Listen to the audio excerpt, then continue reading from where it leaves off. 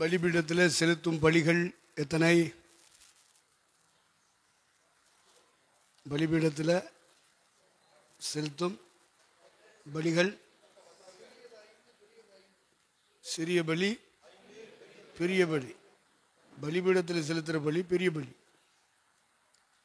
பலிபீடத்தில் செலுத்துகிற பலி பிரதானமானது பெரிய பலி.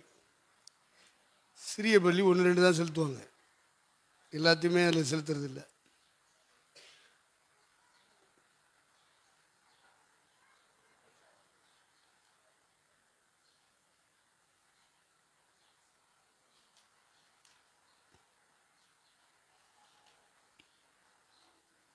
அப்போ ஒவ்வொரு பலியை குறித்தும் நம்ம படிக்கணும். நான் உங்களுக்கு தலைப்புகளை கொடுத்துட்டு போகிறேன். சமாதான பலினா என்ன அப்படின்னு எழுதியிருக்கோம். அந்த முதல் அதிகாரம் என்ன பலி? லேவியராம் அடுங்க. முதல் அதிகாரம் என்ன பலி? முதல் அதிகாரம் சர்வாங்க தகன பலி அப்படி எழுதிக்கிறீங்க. லேவியராமம் முதல் அதிகாரம் சர்வாங்க தகன பலி. அடுத்து 2வது பலி என்ன? அப்படி எழுதிக்கிறீங்க. லேவியராமம் 2வது அதிகாரம் போஜன பலி. அடுத்து 3வது பலி, அது எத்தனாவது வசனம்? 3ஆம் அதிகாரம். அடுத்து 4வது பலி, அது எத்தனாவது அதிகாரம்? 4ஆம் அதிகாரம். அடுத்த பலி குற்ற நிவாரண பலி, அது எத்தனை அதிகாரம்? இப்படி எழுதிக்கிறீங்க. 5 பெரிய பலிகள் பலிபீடத்தில் செலுத்தப்படும்.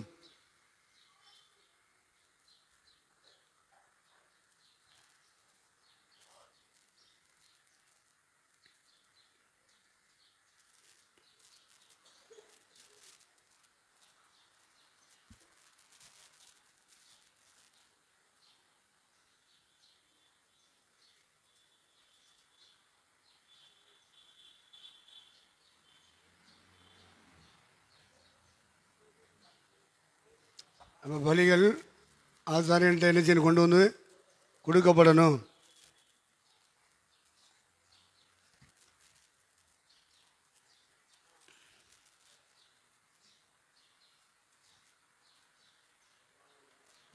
ஆசாரியம் பலிபீடத்து கொம்புல கட்டுவான்.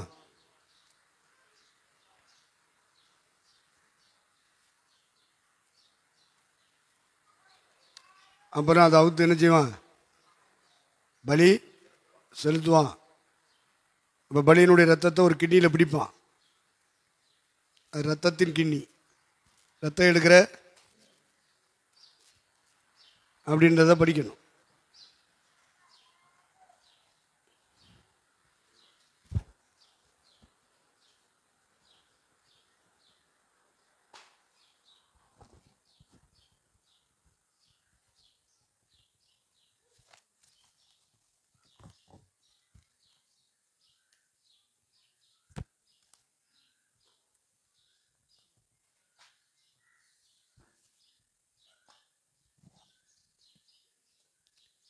அடுத்து அதனுடைய தோல் உரிக்கப்படணும். இதெல்லாம் நீங்கள் விளக்கம் எழுதணும்.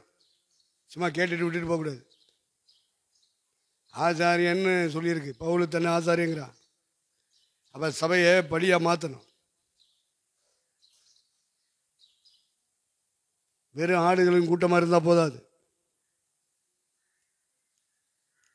ஒவ்வொரு ஆடும் தேவனுக்கு பலியாக மாறணும். சபைக்குள்ளே வருகிற ஆடுகள், ஒவ்வொரு ஆடும் தேவனுக்கு என்ன செய்யணும்? பலியாக மாறணும். அதைத்தான் ரோமர் 12:1-2 வாசிக்கிறோம். வாசிங்க.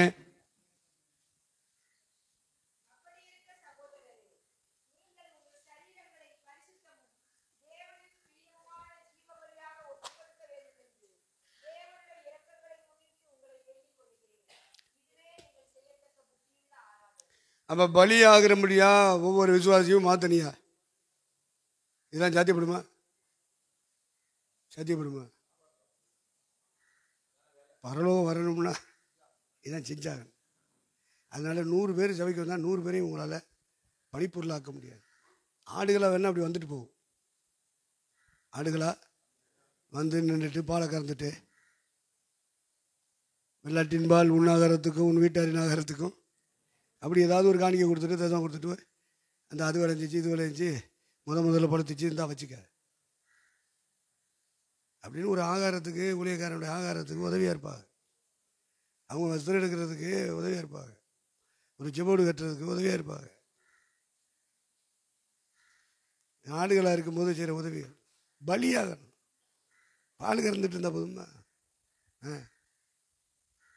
மயிரெல்லாம் எடுத்துடணும். ஆட்டினுடைய மயிர் வாசஸ்தலமாக மாறணும். ஒன்று ஒன்றா பிடிங்க பாருங்க. உங்கள் உடம்புல இருக்கிற ரோமங்களை கொஞ்சம் பிடிங்க பாருங்க.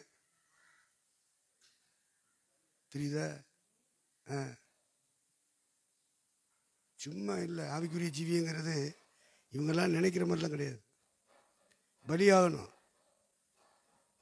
திரும்ப ரோமர் 12:1-2 வாசிங்க.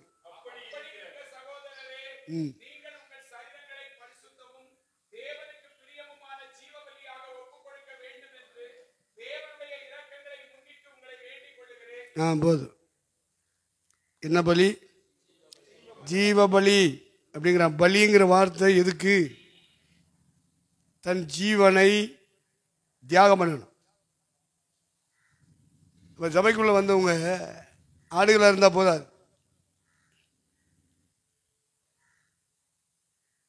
கருதையா திரியிறத, பண்ணியா திரியிறத, நாயா திரியிறதெல்லாம் பிடிச்சி நம்ம ஆடுகளை மாற்றுறோம். தேவனுடைய மந்தை. அப்போ ஆடுகளை மாற்றணும்.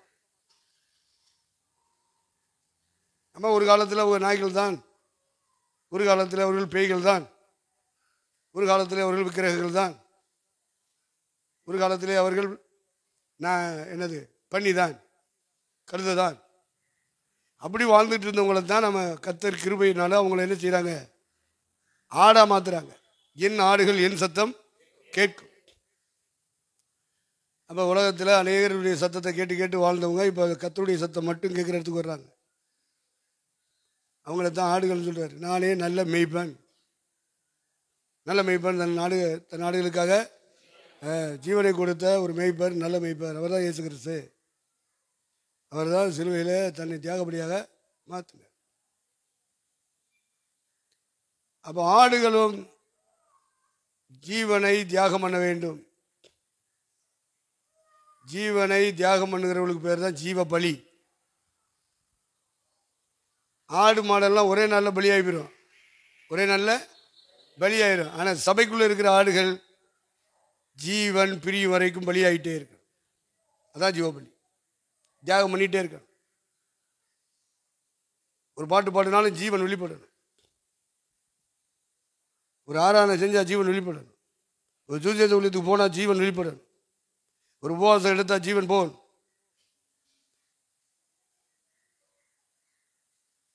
ஒரு ஜெபக்கூட்டம் நடத்தினா ஜீவன் போகணும். ஜீவன் போகிற அளவுக்கு அவனுடைய பிரசங்க செய்தி இருக்கணும். அவன் பாட்டு சத்தம் அப்படி இருக்கணும். ஜீவன் போகணும். ஏண்டா இப்படி கத்துற? ஜீவன் போகிற மாதிரி. அதான் ஜீவபலி. பாட்டு பாடினாலும் ஜெபம் பண்ணினாலும் பிரசவம் பண்ணாலும் பலியாகிறது. பலியாகிறது என்ன? ஜீவனை இழக்கிறது. ஆடு மாடெல்லாம் ஒரே படம் போட்டுருவான், முடிஞ்சு ஜோலி முடிச்சிடுவோம். நம்ம மனுஷன் நம்ம ஜீவிச்சுக்கிட்டே பலியாகணும். அதுக்கு பேர் தான் என்னது? வாழ்ந்துக்கிட்டே பலியாகணும். கொஞ்சம் கொஞ்சமாக ஜீவனை இழக்கணும். அதான் ஜீவபலி. மிருகங்கள் பலியாகும் போது ஒரே படம் போட்டுருவாங்க, பலியாயிடும், சொல்லி முடிஞ்சு அதுக்கு. ஆனால் நமக்கு அப்படி இல்லை. ஜீவிச்சுக்கிட்டே பலியாகிட்டே இருக்கணும். ஜீவகாலமெல்லாம் நம்முடைய ஜீவன் போயிட்டு இருக்கணும். ஐயா உயிர் போகுதியா போட்டு ஒன்று அந்த பலியாக்குறதுக்கு தர ஒன்று அழைச்சிருக்கு. உயிர் போகுது. என்ன உயிர் போகுதானப்பா வேணும்? ஜீவன் போகுதியா போட்டு. ஐயா செத்தெல்லாம் போல இருக்கியா, செத்துரு. அப்புறம் சொல்ல மாட்டீல செத்துடலாம் போல இருக்குன்னு. மறுபடியும் சொல்ல மாட்டீல செத்துரு. என்னையா எப்படி சொல்றிய? அப்புறம் எப்படி சொல்ல? சொல்லித்தா. கர்த்தருக்கு ஸ்தோத்திரம். அதனால் அதை கவனிச்சுக்கிடுங்க. ஆடுகளை கொண்டு வந்து இந்த பலிபீடத்தின் கொம்புகளில் என்ன செய்யணும்? கட்டணும். எங்கே இருக்கு அந்த வசனம்? சங்கீதம் 118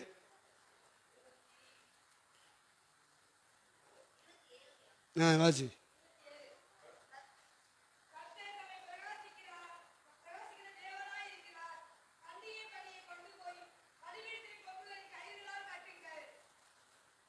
பலிபீடத்தின் கொம்புகளில் கொண்டு போய் ஆடுகளை என்ன செய்யணும்? கட்டணும். மாடுகளை கட்டணும். இதில் ஒரு பெரிய காட்சி. இப்போ இதுக்குள்ளே நீங்கள் நுழைஞ்சிட்டீங்கன்னா, இந்த வாரத்தை திறந்து வந்துட்டால் பலிபீடம் இருக்குது. இந்த பலிபீடத்தோடு இசைந்து ஊழியம் செய்கிற ஊழியர்கள் இவங்கெல்லாம், இந்த துணை பணிமுட்டுகள், உதவி ஊழியங்கள், ஒவ்வொரு கருவியும் ஒவ்வொரு பாத்திரமும் ஒவ்வொரு வேலை செய்யும். யாரையும் அற்பமாக என்னக்கூடாது. பலிபீடம் மாதிரி பெருசாக மைக்கை பிடிச்சிக்கிட்டு நின்றாத்தான் ஊழியக்கா அப்படின்லாம் நினச்சிங்கன்னா தப்பு. மைக்கை பிடிச்சி நிற்கிறது பிரசவம் பண்ணுறதான் பெரிய ஊழியம் நினைக்காத. இந்த பலிபீடத்தில் உள்ள வேலை உருப்படியாக முழுமை அடையணும்னா இந்த ஊழியங்கள் எல்லாம், உதவி ஊழியங்கள்லாம் இருக்கணும் பக்கத்தில். சிலர் இதெல்லாம் இதுக்கு தேவையில்லை அப்படிங்கிறான். இதெல்லாம் இல்லாமல் ஒன்றும் செய்ய முடியாது. குபு குபு குபுன்னு எரிஞ்சு ஒரு நாளைக்கு எத்தனை வலி இங்கே விழுகும் தெரியுமா? அவ்வளோ எரிஞ்சு சாம்பல் அவ்வளோ கொட்டிக்கிட்டு இருக்கு. சாம்பலை இழுத்து இழுத்து தள்ளணும். அது கரண்டி வேணும், சாம்பல் கரண்டி. 24 மணி நேரம் இந்த கரண்டிக்கு வேலை இருக்குது.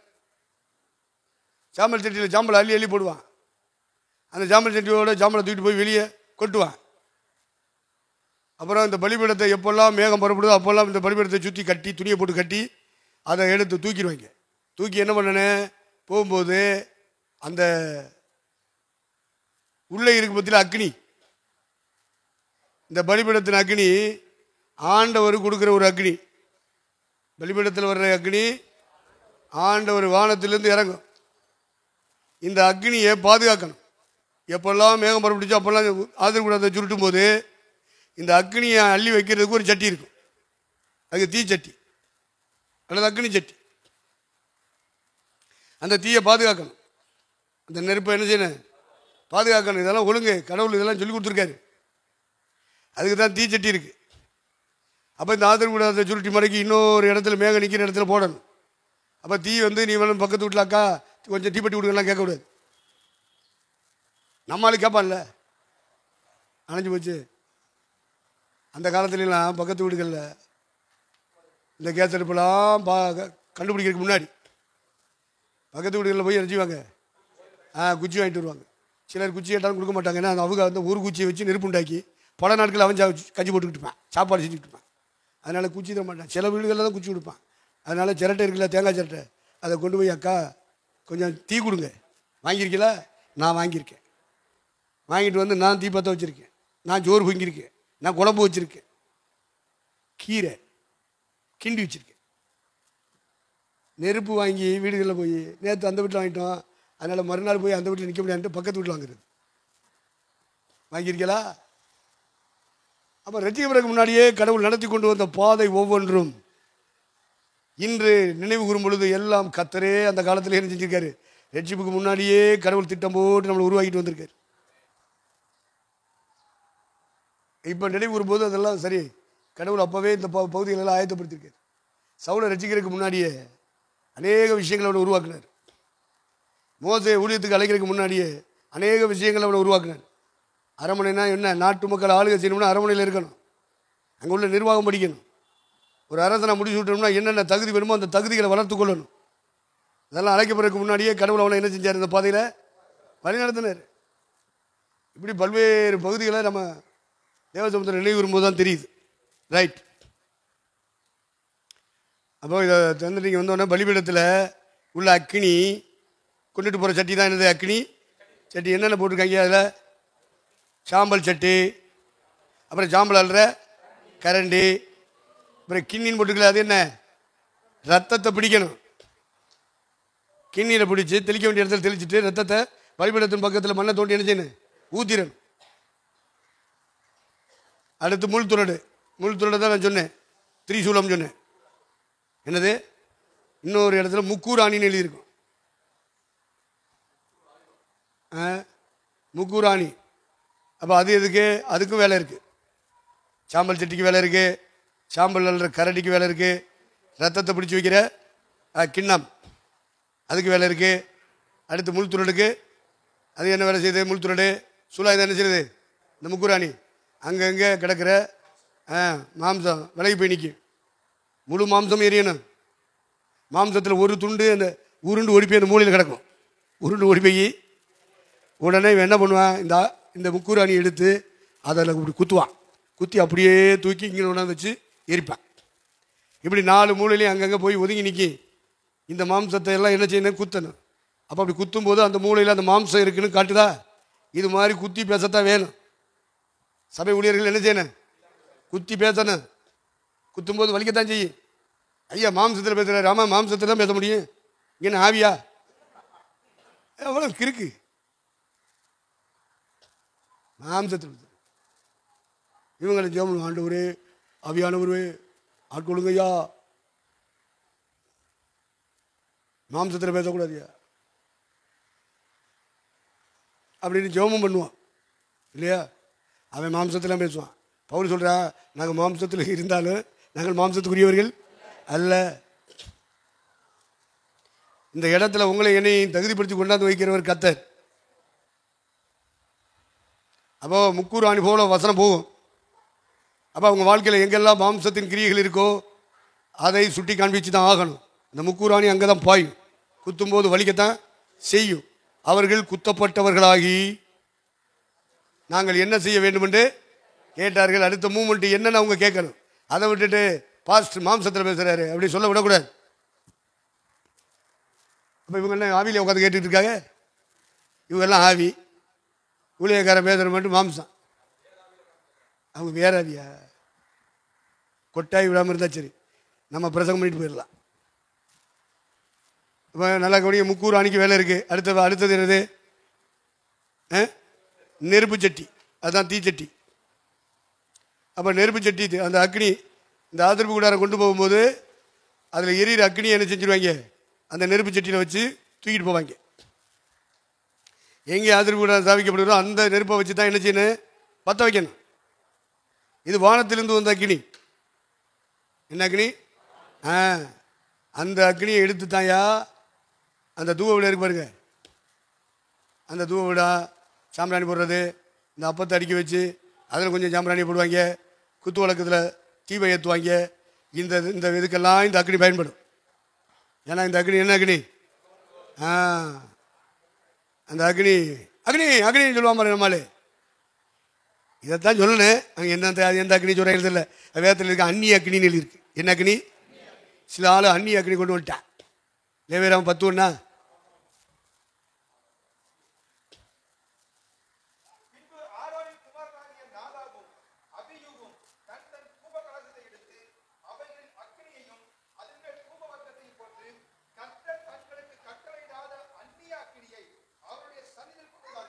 பாருங்க, கடவுளை சமூகத்தில் அந்நிய அக்னி கொண்டு வந்துடுறான். கடவுள் கொடுத்த அக்னி வேற. இந்த அக்னியை தான் அவன் சுமந்துக்கிட்டே தெரியணும். அதுக்கு தான் நெருப்பு சட்டி. அடுத்து வெண்கல சல்லடை. வெண்கல சல்லடை தான் உள்ளே வச்சிருக்கு. இதை இப்படி போட்டிருக்கிறதா இப்படி தூக்கி காமிச்சிருக்கு நமக்கு. ஆமாம், சாகிற வரைக்கும் சுருக்கம். அதுக்கு அர்த்தம் என்ன? சாகிற வரைக்கும் அந்த அக்னி நம்மளை விட்டு மாறக்கூடாது. அந்த அக்னியை தூக்கிட்டே தெரியணும். அது ஒரு கட்டளை. நெருப்பு அவிந்து போகக்கூடாது. ஆமாம், 1 வருஷமாக தூக்கிட்டு போகிறதா? அவனுக்கு வேலையை அந்த நெருப்பு தூக்கிட்டு போகிறான்ல, அது அவிஞ்சு போகாத அளவுக்கு என்னெல்லாம் பண்ணணுமோ பண்ணி அந்த அக்னியை பாதுகாக்கணும். நீ விறகு போட்டு பாதுகாத்துருக்க, சல்லடையை போட்டு பாதுகாப்பியோ, சிலர் தாளை போட்டு எரிய விடுவியோ, நீ என்ன வேணாலும் பண்ணிக்க. உன் வேலை என்ன? அந்த அக்னி அணைஞ்சிடக்கூடாது. வாஜி.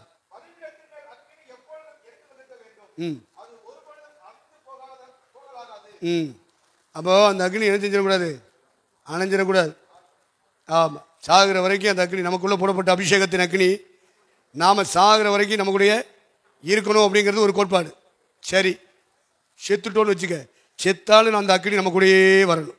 ஏன்னா நமக்கு தான் சாவு கிடையாதா? சாவு இருக்கா? இல்லை. செத்தாலும் நம்ம கூட தான் இருக்கணும். எந்திரிக்கும் போதும் அது நம்ம கூட தான் இருக்கணும். அப்படி ஒரு அக்னிமயமான பிரசன்னம் நம்முடைய ஆவி ஆத்மா சரீரத்தில் இருக்கணும். நம்ம பலிபீடமாக மாறிடணும். சுருக்கமாக என்ன செய்கிறது? பலிபீடமாகவும் மாறணும், அதில் செலுத்தப்படுகிற பலியாகவும் மாறணும், அதில் செலுத்தப்படுகிற அக்னியாகவும் மாறணும். இதெல்லாம் நமக்குள்ளே ஆகணும். இந்த 2 கம்பி வச்சுருக்க அங்கிட்டு ஒரு கம்பி இங்கிட்டு ஒரு கம்பி, அதான் மாறணும். 4 கொம்பு வச்சுருக்கானா கொம்பாக மாறணும். இத்தனை பாத்திரங்களில் ஊழியம் நடக்குதா, அத்தனை ஊழியமும் நமக்கு தெரிஞ்சிருக்கு. எனக்கு அது தெரியாதுன்னு சொல்லக்கூடாது. தெரியாதுன்னு சொன்னீங்கன்னா என்கிட்ட வரணும். நான் இந்த கம்பை வச்சு என்ன செய்வேன்? அடித்து சொல்லி கொடுப்பேன். அடுத்து சிலர் உதவி ஊழியங்களாக இருப்பாங்க. பலிபீட ஊழியம் 1, இந்த பலிபீடம் சுமக்கப்பட வேண்டும். அதுக்கு தான் கம்பி செய்ய சொன்னார். இந்த கம்பி சுமக்கப்படும். இப்போ பலிபீடம் இயேசுவை காட்டும், பலிபீடம் ஊழியக்காரனை காட்டும், பலிபீடம் சபையை காட்டும். அப்போ இது சுமக்கப்பட வேண்டிய ஒன்று. இயேசு என்றால் அவர் சுமக்கப்பட வேண்டியவர். அதுக்காகத்தான் அந்த கம்பியை அடையாளம். இந்த 4 வளையம், இங்கிட்டு 2 வளையம் அங்கிட்டு 2 வளையம், 4 திசைக்கு போகணும். என்ன செய்யணும்? 4 திசைக்கு போகணும். இப்படி ஆக்கியம் பண்ணித்தேன். கழுதைக்கு 4 காலு, ஒரு வால், ஒரு தலைன்னாங்க. இப்படி பண்ணி எல்லாம் வியாக்கியானம் இன்டர்பிரிட்டேஷன் பண்ணிடுவாங்க. ரைட். அப்போது இந்த ஊழியங்களில் அக்னி பாதுகாக்கப்படணும். இந்த அக்னியை சுமக்கிறதுக்கு தான் அக்னி சட்டி, நெருப்பு சட்டி. அந்த சட்டியை ஆண்டவர் சேர்த்துட்டார்.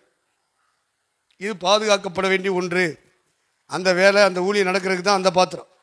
இதுபோல் பலிபீடத்தை சுற்றி என்னென்ன எத்தனை பொருள் இருக்குது? 6 பொருள் இருக்குது. அப்போ 6 விதமான ஊழியம். 6 விதமான ஊழியம். பலிபீடத்தை சேர்த்தா 7 ஊழியம். 7 ஊழியம் நம்மை சார்ந்தது. இப்போ பிரித்து பார்த்தோம்னா சபைக்குள்ள பலிபீடத்தின் ஊழியம் என்று சொல்லும்போது முதல்ல பிரசங்கர் தான் தெரிவார். வாசலை திறந்து உள்ளே போனால் முதல்ல பார்க்குறது எது? பலிபீடம். அப்போ எல்லாரும் வர்றாங்க. வந்தால் இங்கே மைக்கை பிடிச்சி நிற்கிற பிரசங்கர் தான் தெரியுது. பிரசங்கம் பண்ணுற பிரசங்கர் தான் எல்லாருக்கும் தெரியுது. ஆனால் இது தெரியாது. இந்த 6 பேர் உட்காந்துருக்காங்க பாரு, இந்த 6 பேருடைய ஊழியம் தெரியாது. அந்த 6 பேரும் சேர்ந்தால் தான் பலிபீடத்தின் வேலையே நடக்கும். அந்த அறிவு வேணும். இவர்களெல்லாம் உதவி ஊழியர்கள் போல இருப்பாங்க.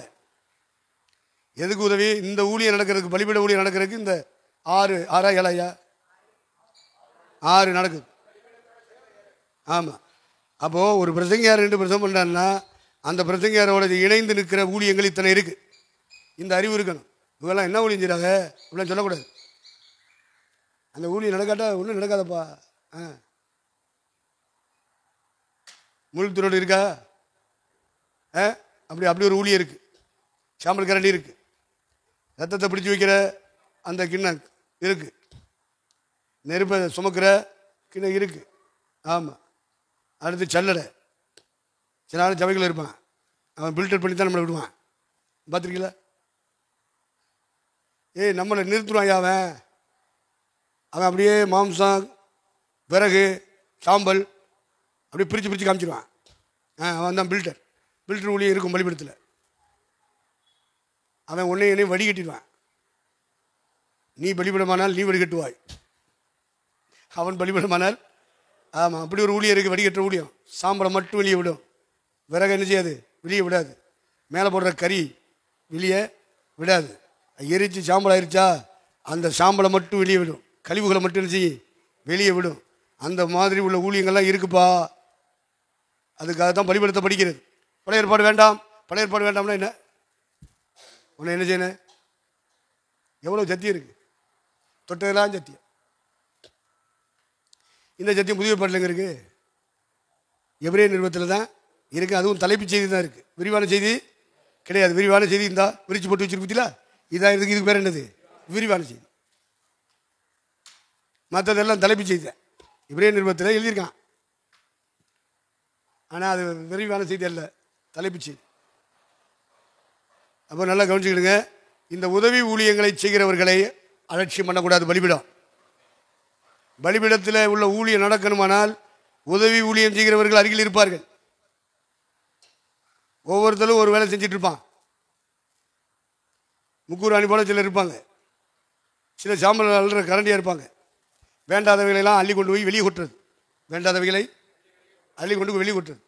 அள்ளிட்டு போகும்போதே காற்று அந்த சாம்பலை அடித்து இவங்க மூஞ்சியவே பரப்பி விட்டுரும். அவங்க மூஞ்சியை பார்த்தா பொட்டாமல் இருக்கும். கொண்டு போக தெரியாது, சாம்பலை அள்ள தெரியும். சட்டியில் எடுக்க தெரியும். கொண்டு போகும்போது காற்று அடிச்சிச்சுன்னா நம்ம ட்ரெஸ் எல்லாம் அழுக்காகுமே, மூஞ்செல்லாம் அழுக்காகுமே அப்படிங்கிற ஞானம் இருக்காது. ஆனால் அது இருக்கணும். அப்படிப்பட்ட கேஸ் ஊழியத்தில் இருக்கணும். அப்போ உதவி ஊழியங்களில் என்னென்ன ஊழியங்கள் இருக்கு சொல்லுங்க.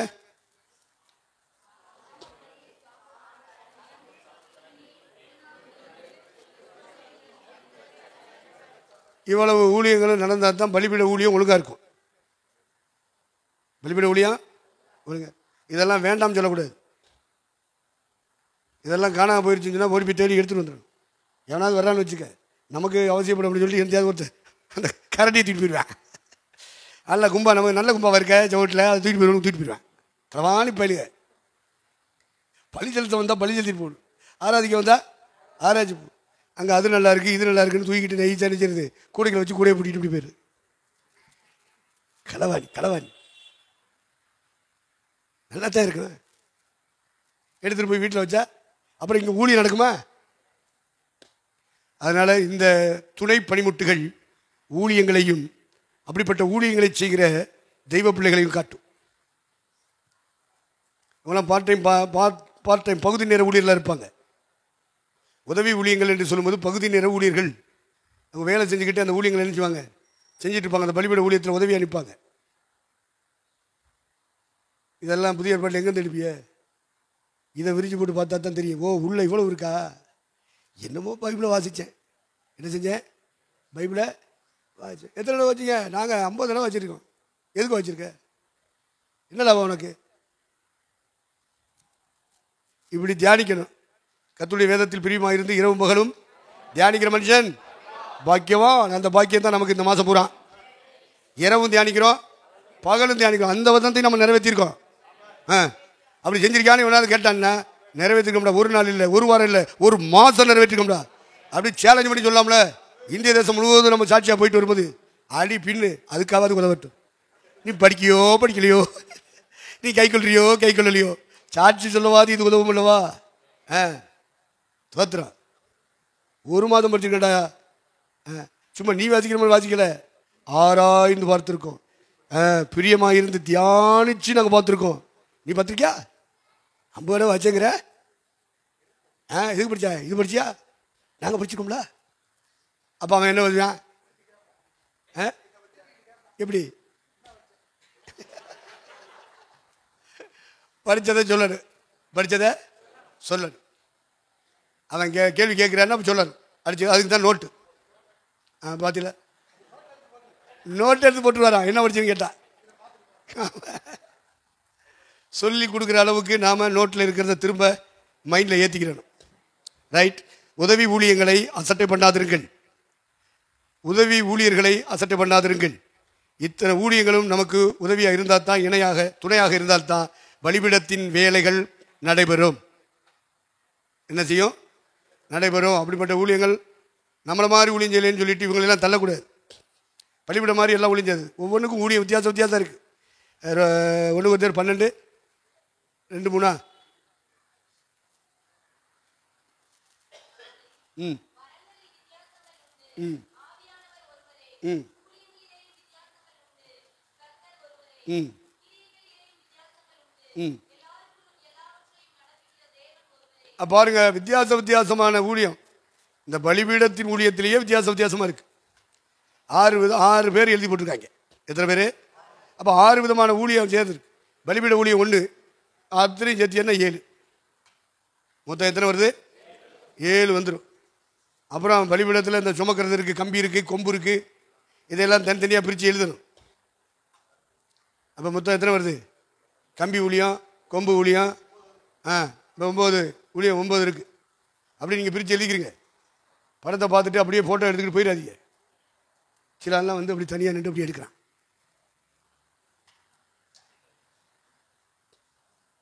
எதுக்கு? இந்த படத்தை எடுத்தால் தான் அங்கே போய் படம் காட்ட முடியும். வேற எதுக்கு படம் காட்டுறேன்? தோத்துறா தனியாக வந்து அப்படி இருக்காயா? நான் 25,000 கொடுத்து வாங்கி வச்சிருக்கேன், அவன் தூக்குனா அப்படி எடுத்துட்டு போறான். எவ்வளோ கின்றி?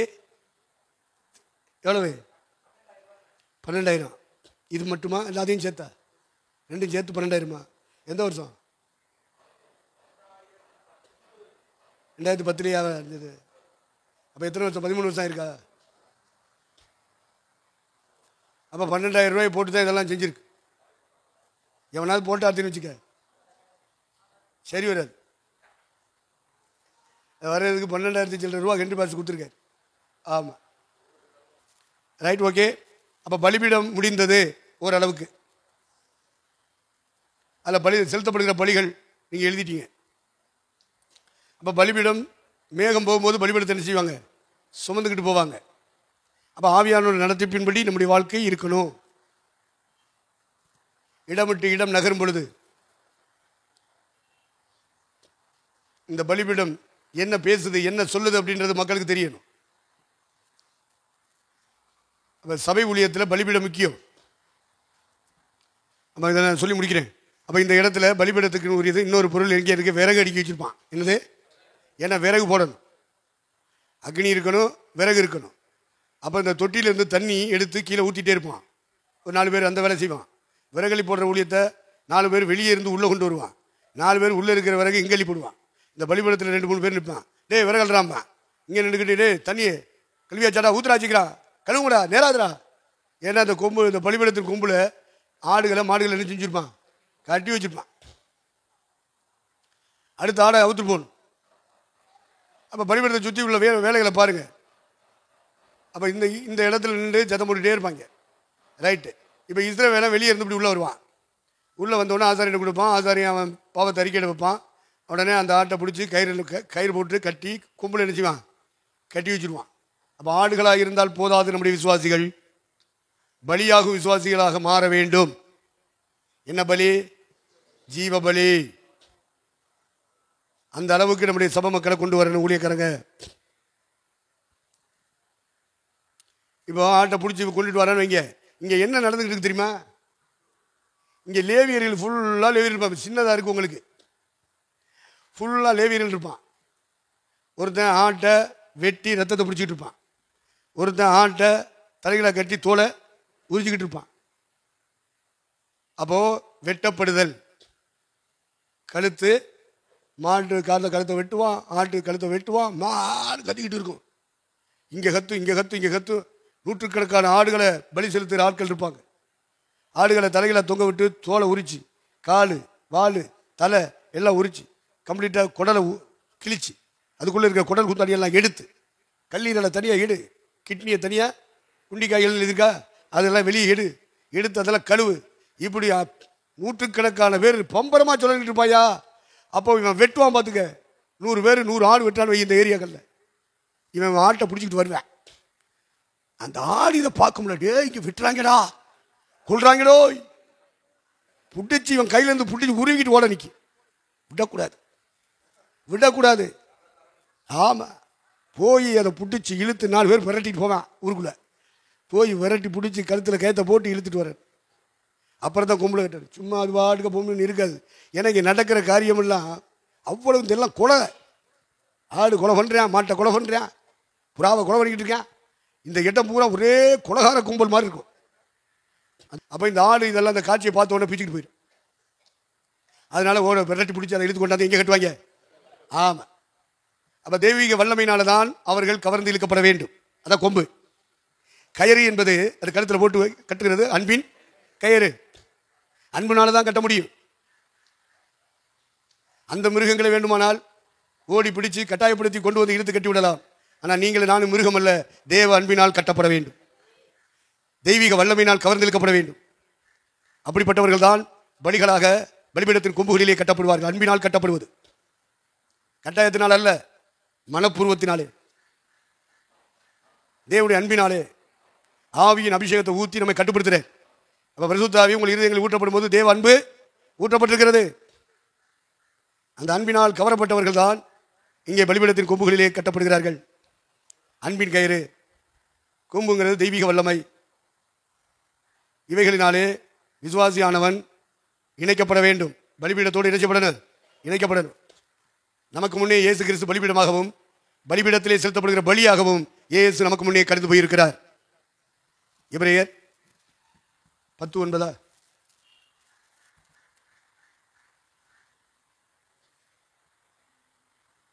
நமக்கு ஒரு பலிபீடம் உண்டுன்னு சொல்லுவார்.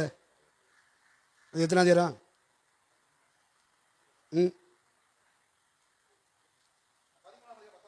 13:10 வாசிங்க.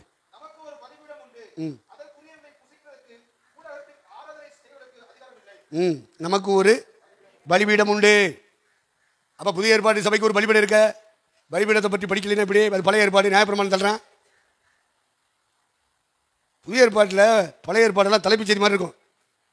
அதை எடுத்துக்கிட்டு உள்ளே வரணும், பழைய ஏற்பாட்டுக்குள்ளே வரணும். வந்து அதையெல்லாம் தோண்டி படிக்கணும். பரிசுத்த ஆவியானவர் இருந்தால் சொல்லிக் கொடுப்பார். அசுத்த ஆவி இருந்தால் சொல்லாது. அதெல்லாம் தேவையில்லைன்னு சொல்லிடும். அது வேற ஆவி, அசுத்த ஆவி. இப்போ நமக்கு ஒரு பலிபீடம் உண்டு. அப்போ நம்முடைய கர்த்தராகிய இயேசு கிறிஸ்து அந்த பலிபீடம் என்னது? அப்போ பலிபீடமாகவும் இயேசு இருக்கிறார், பலியாகவும் அந்த பலிபீடத்தில் செலுத்தப்படும் பலியாகவும் இருக்கிறார். எல்லாவற்றுக்கும் எல்லாமாக இருக்கிறார். அந்த பாதையில் அவருடைய சபை போக வேண்டும். அப்போ ஆட்டை பிடிச்சி கொண்டு வந்து கட்டுறாங்க. அப்போ அன்பின் கயிறுகள் நல்லா கட்டணும். அங்கிட்டு இங்கிட்டு ஓடாமல் பின்வாங்காமல் கட்டப்பட்ட இடத்துல இருக்கணும். சபைக்குள்ளே வைக்கப்பட்ட இடத்துல இருக்கணும். அது வந்து கட்டாயத்தினால அல்ல, மனப்பூர்வமாக வர வேண்டும். ஆராதனைக்கு வந்து போகிறவர்கள், ஆண்டவருக்கு தங்களை பலிகளாக ஒப்புக் கொடுக்கிறவர்கள், தேவ அக்கினியிலே வேக தங்களை அர்ப்பணித்தவர்கள், மனப்பூர்வமான பலிகள். ஆனால் இங்கே ஆசிரியப்பு கூடத்தில் கொண்டு வந்து கட்டுற அந்த மிருகங்களின் பலி மனப்பூர்வம் அல்ல, கட்டாயப்படுத்தி எடுத்துட்டு வருவேன். அதனால நமக்கு வந்து கொடுக்கறது மனப்பூர்வம்.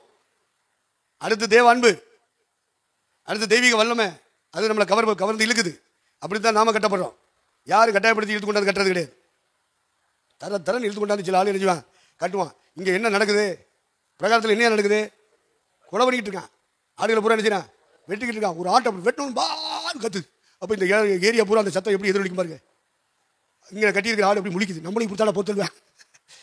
லேவியனுக்கு ஆசாரியனுக்கு அதான் வேலை.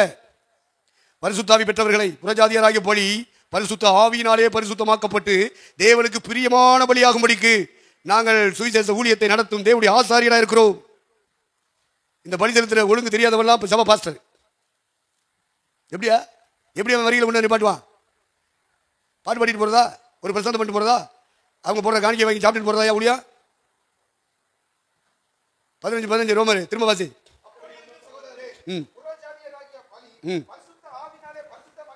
பரிசுத்த ஆவினால தான், அதுக்குதான் ஆவியில் நிரம்ப வைக்கிறது. ஆவியில் நிரம்பு பரிசுத்த ஆவினாலே பரிசுத்தமாக்கப்பட்டு தேவனுக்கு பிரியமான பலி, சர்வாங்க தகன பலி தேவனுக்கு பிரியமானது. இந்த பலி போஜன பலி தேவனுக்கு பிரியமானது. அவ விசுவாசிகள் சபைக்கு வருகிறவர்கள் போஜன பலியாக மாறணும். சர்வ அங்கங்களையும் தேவனுக்காக விட்டு கொடுக்கணும். மனுஷருக்கு விட்டு கொடுக்கூடாது, சாதுக்கு விட்டு கொடுக்கூடாது, வேண்டப்பட்டவர்களுக்கு விட்டு கொடுக்கூடாது. உச்சந்தர்வ உள்ளங்கால் வரைக்கும் தேவனுக்கு மட்டுமே அர்ப்பணிக்கணும். அந்த பலிக்கு பேர் என்ன?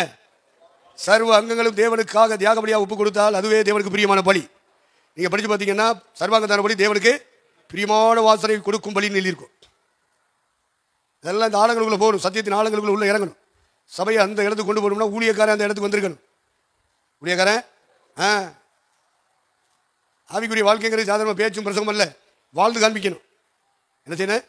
வாழ்ந்து காமிக்கணும். அதனால பண்ணியா கழுதையா நாயா தெரியுறவங்க எல்லாம் நம்ம எப்படி மாத்திரம்? முதல்ல ஆடா மாத்திரம். இயேசு கிறிஸ்துவின் மந்தையின் ஆடா மாத்திரம். அந்த ஆடுகளை கொண்டு வந்து பலிபீடத்தில் என்ன செய்யணும்? கட்டணும். கயிறுகள்னாலே கட்டுங்கள். அது அன்பின் கயிறு, இடக்கயிறு, அன்பின் கயிறு கட்டி அப்படி அதை கொஞ்சம் நிப்பாட்டணும். நிப்பாட்டினா அந்த ஏரியாவில் நடக்கிறதெல்லாம் வெட்டும் குத்துந்தேன். ஒவ்வொரு ஆட்டையும் வெட்டிக்கிட்டு இருப்பேன். அது கத்தி கதறிக்கிட்டு தான் ரத்த சித்து. இதெல்லாம் அது இங்கே நின்று கண்ணால் என்ன செய்யும்? பார்க்கு டமான்னு இழுத்துக்கிட்டு ஓட நிற்கும். விட மாட்டான், புட்டிச்சு இழுத்துக்கிட்டு கட்டி வச்சிருவேன். அது அன்பினால கட்டணும். புதிய ஏற்பாட்டு பலிகள் அன்பினாலும் தேவ கிருபையினாலும் கட்டப்பட வேண்டும். கட்டாயத்தினால கட்டி வைக்கக்கூடாது. என்ன மாதிரி ஆள்லாம் அங்கே நின்றா விட்டுடா விட்டு ஓடட்டேன். அது எதுக்கு? இப்படிப்பட்ட பலியை கத்தர் விரும்புவாரா? வேணாம் விடுறா அப்படின்னு சொல்லிவிடு. இவங்க அதை விட்டா பொண்டாட்டி பிள்ளைலாம் சாப்பிட்றக்கு ஒன்றும் போமியா, நீ பாட்டுக்கு விட சொல்கிற, பிடிச்சி தரசன் பிடிச்சி இழுத்து கொண்டாந்து கட்டிவிடா. அவனுக்கு வேணும். என்ன மாதிரி ஆளுக்கு வேண்டாம் விட்டுரு போட்டு. மனப்பூர்வம் இல்லை, மனதார ஒப்பு கொடுக்கல. என்னத்துக்குடா கட்டுவீங்க? விடுங்களா. இதெல்லாம் சத்தியம் பேசுகிற நேரமாயா? நமக்கு பொழப்பு தலைப்பை பார்ப்போமா? நீ ஒரு ஆள் அவுத்து விடுங்கிற, அதை இழுத்து கொண்டாந்து கட்டுறதுக்கு என்ன பாடுபட்டுருக்கேன், நீ விடுங்கிறிய. அவன் சண்டைக்கு வருவேன். என்ன செய்ய? விமர்சிப்பான், நம்மளை குறை சொல்லுவேன். அதுக்காக நான் சொல்கிறத சொல்லாமல் இருக்க முடியுமா? சொல்லிட்டு தான் சாவேன், சொல்லாமல் சாவதில்லை. ரைட். அப்போ இந்த ஏரியாவில் என்ன நடக்கிறது என்பதை நீங்கள் புரிந்து கொள்ளுங்கள். இங்கே லேவியர்கள் அத்துணை பேரும் பலி செலுத்துகிறவர்களாக மட்டுமல்ல, பலியை பிரிக்கிறவர்களாக இருப்பார்கள். இந்த ஆட்டு தோலையெல்லாம் உரிச்சு தலைகளை தொங்க விட்டு தோலை உரிச்சு போடுவான் பாருங்க. எவ்வளோ கஷ்டம் தோலை உரிக்கிறது. அவ்வளவு தோலையும் போடுவான். அங்கிட்டு 2 பேர் போடுவான், இங்கிட்டு 2 பேர் போடுவான். அவன் 2 ஆட்டை வெட்டிட்டு இருப்பான், இங்கிட்டு 2 மாட்டை வெட்டிட்டு இருப்பான். அந்த தோலெல்லாம் உரிப்பாங்க. எல்லாம் தூக்கி சுமக்கணுமையா. தோலெல்லாம் என்ன வெயிட் இருக்குன்னு தெரியுமா? தூக்க முடியுமா? அதுக்கு தான் பலிபீடத்துக்கு அருகிலே ஊழியம் செய்கிறவர்கள் பலிபீடத்துக்கு அடுத்தவரை புசிக்கிறார்கள் அல்லவா? அதான் லெக் பீஸ் சாப்பிடுங்கன்னு சொன்ன நேற்று. வெயிட் எல்லாம் தூக்க வேண்டியிருக்கு. பலிபீடத்தின் அடியில் வர்ற அந்த பொருள்கள் எல்லாம் காணிக்கைகள் எல்லாம் என்ன செய்யணும்? சாப்பிடணும். தோல் உரிக்கிற ஊழியம். அப்புறம் தோலை சுமக்கணும். உரிச்சு அங்கேயே போட்டுட்டு இருக்க முடியாது. தோலெல்லாம் கழுவி அதையெல்லாம் என்ன செய்யணும்? சுத்தம் பண்ணி சுமந்துட்டு போய் ஒரு இடத்துல அடுக்கி வைக்கணும். அது வீசாதபடிக்கு அது பதப்படுத்தி வைக்கணும். அதில் உள்ள முடியெல்லாம் என்ன செய்யணும்? எடுக்கணும். அந்த முடியெல்லாம் ஒரு ரேட்டு போகும். தோலெல்லாம் ஒரு ரேட்டு போகும். எல்லாமே காசு. எல்லாமே காசு. விவரம் உள்ளவங்க எல்லாத்தையும் காசாக்கிடுவாயா? நம்மள மாதிரி பைத்தியக்காரனுக்கு ஆக்க தெரியாது. கர்த்தருக்கு ஸ்தோத்திரம். ஆகவே தோல் குவித்து வைக்கப்படும். ஆட்டுத்தோல் ஒரு பக்கம், மாட்டுத்தோல் ஒரு பக்கம். அப்போ ஒரு நாளைக்கு 24 மணி நேரத்தில் பலி செலுத்திட்டே இருப்பான். கால்கள் எல்லாம் ஒரு பக்கம் குஞ்சு கிடக்கும், தலைகள்லாம் ஒரு பக்கம் குஞ்சு கிடக்கும். அந்த காட்சியை பார்த்தீங்களா? உள்ளே போனால் இதுதான் தெரியும். ஆடே நிற்காதியா.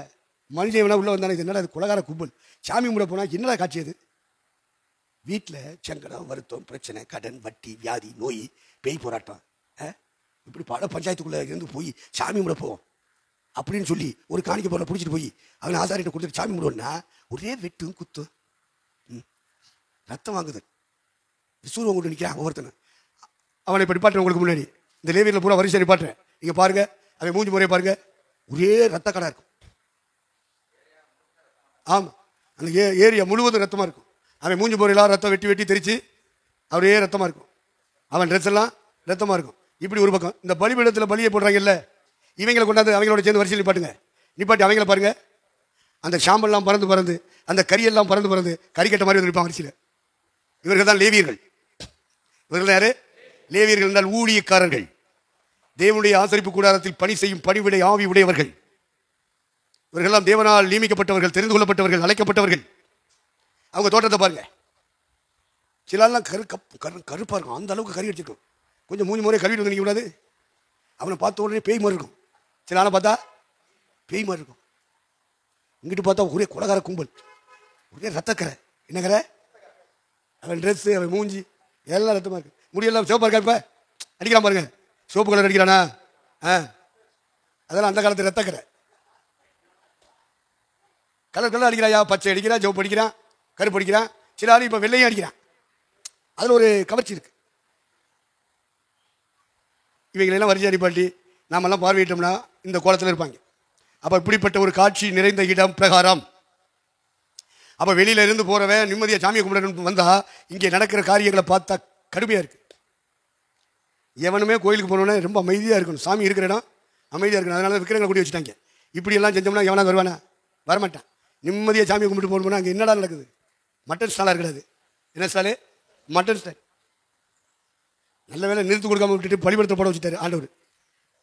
நீ நிறுத்து கொடுக்கலான்னு சொல்லியிருந்தா இந்த ஏரியா முழுவதும் மட்டன் ஸ்டால் தான். கசாப்பு கடைக்காரன் தான் அங்கே நிற்கிறோம் பூரா.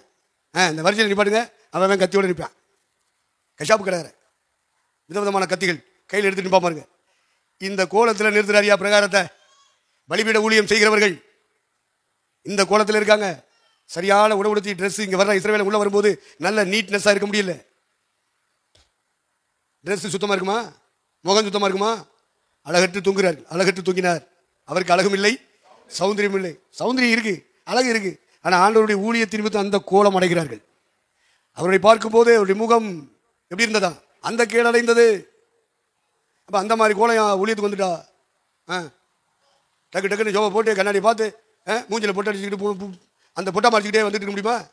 இந்த ஊழியம் செய்கிறவன் இதில் 5-6 பேர் தண்ணி அள்ளி கொண்டாந்து ஊற்றுவான். இந்த தண்ணியை எடுத்து கறியை கழுவிட்டு இருப்பான். ஒரு 5-6 பேர் வரிசையா குடல் கழுவிட்டு இருப்பான், அந்த ஈரலை கழுவிட்டு இருப்பான், அந்த கிட்னியை கழுவிட்டு இருப்பான், அந்த கல்லீரலை கழுவிட்டு இருப்பான். இந்த தண்ணி அள்ளி இங்கே ஊற்றணும். இவன் கழுவ அந்த தண்ணியை கொண்டு போய் இன்னொரு இடத்துல ஊற்றணும். அப்போ இந்த வாட்டர் டிபார்ட்மெண்ட்டை ஒரு குரூப் நிற்கிறான். வெளியிலேருந்து தண்ணி கொண்டாந்து தொட்டி என்ன செய்யணும்? நிரப்பான வாட்டர் டிபார்ட்மெண்ட்டுக்கு ஆள் வேணும்ல. அடுத்து இவங்க அவ்வளோ வேலுக்கு தவிக்கணும் வை தண்ணி. இந்த நல்ல தண்ணியை கொடுக்குறதுக்கு ஒரு டிபார்ட்மெண்ட்டு இருப்பான். குடி தண்ணி பெருமாறு.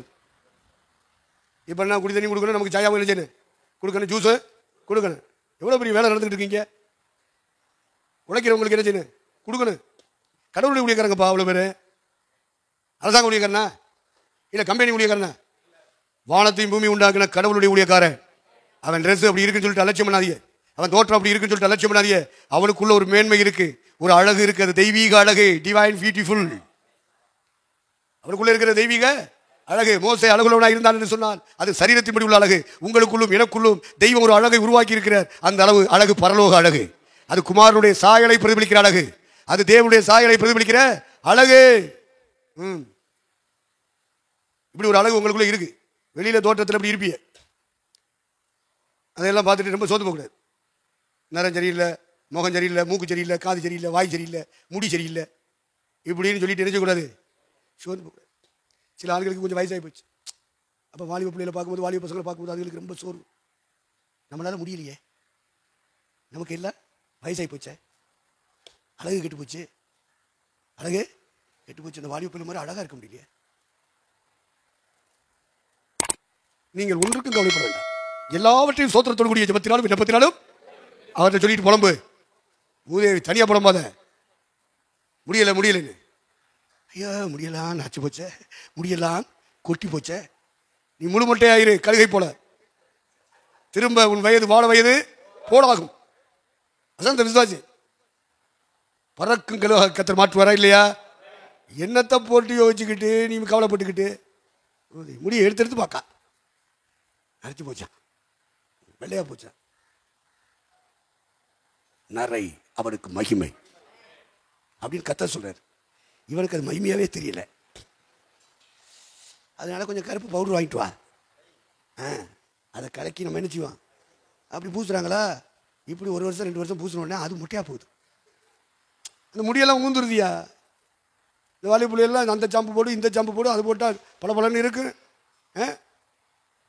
அது ஃப்ரெஷ்ஷாக இருக்கும் அப்படின்னு சொல்லிட்டு கண்ட சாம்பையெல்லாம் போட்டு தேய்ச்சி கடைசியில் அது காலப்போக்கில் ஒன்றுன்னா கொட்டி எல்லாம் கொட்டி போச்சியா என் பிள்ளைக்கு.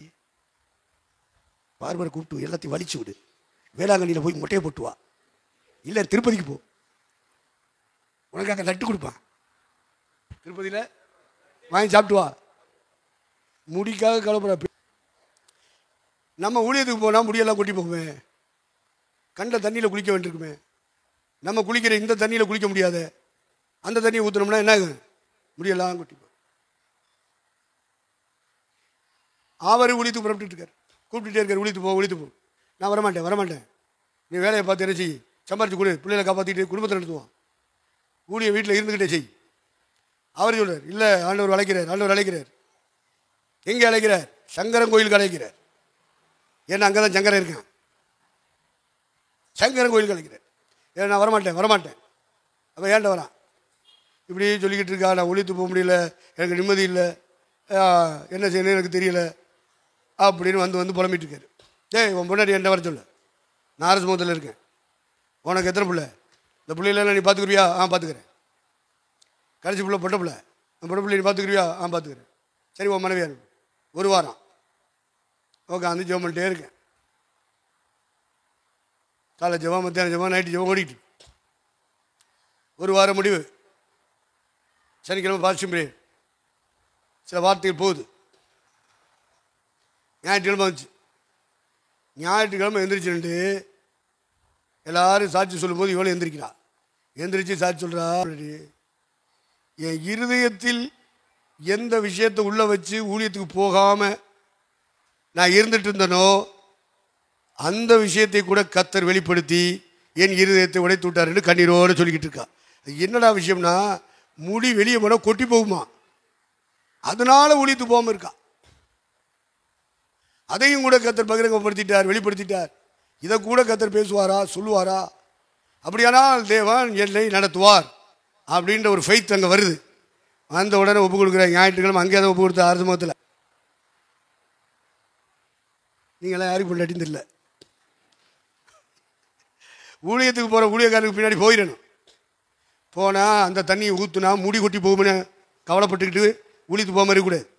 சாப்பாடு கிடைக்காது, துணி கிடைக்காது, யார் தருவா அப்படின்னு சொல்லி கவலைப்பட்டுக்கிட்டு இருக்கக்கூடாது. கர்த்தர் ஒரு ஆளுக்கு தரிசனத்தை கொடுத்துட்டாருன்னா, புருஷனுக்கு கொடுத்துட்டா புருஷனுக்கு பின்னாடி போயிடணும். பின்னாடி ஆபிரகாமுக்கு தரிசனம் கொடுத்தார். மெசொப்பொத்தாமியாவில் சாராள் பின்னாடியே போயிட்டா. கெட்டா போயிட்டா, பேரும்புகளோடு உயர்த்தினாரா இல்லையா? அப்போ சகோதரிமார்கள் அப்படி இணைஞ்சு போயிடணும்.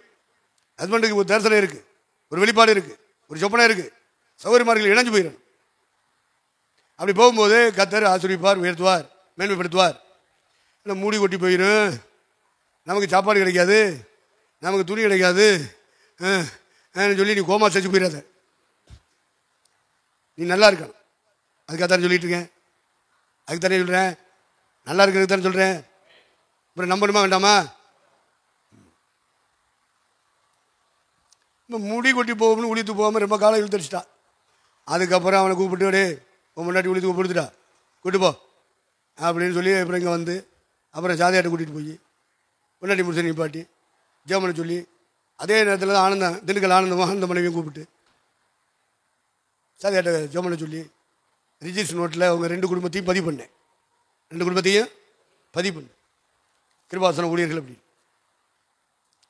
அப்போ தடை செய்கிறது பார்த்தீங்களா? என்னது தலை? முடி கூட ஒரு மனுஷனை உளித்து போடாமல் தடுக்குது. அலங்கோலமாயிருவோமோ, நல்லா இருக்க மாட்டோமோ, நம்மளை விரும்ப மாட்டாங்களோ? ஏன் விரும்புகிறேன் விரும்பலை, நல்லா இருக்கும் நல்லா இல்லை. நம்முடைய வேலை கடவுளுக்கு தேவை, நாம் அவருக்கு உழைக்கிறதுக்காக வரணும். எதுக்கு வரணும்? உழைக்கிறது. இந்த மாதிரி இறங்கிடணும்.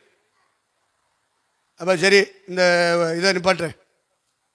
பலிபீடத்தின் பகுதிகள் அந்த பிரகாரத்திலே நடைபெறுகிற ஊழியங்களை பாருங்கள். இந்த ஊழியக்காரங்களுக்கெல்லாம் சாப்பாடு அந்த வசனம் இருக்குல்ல, 13:10 எபிரேயர்.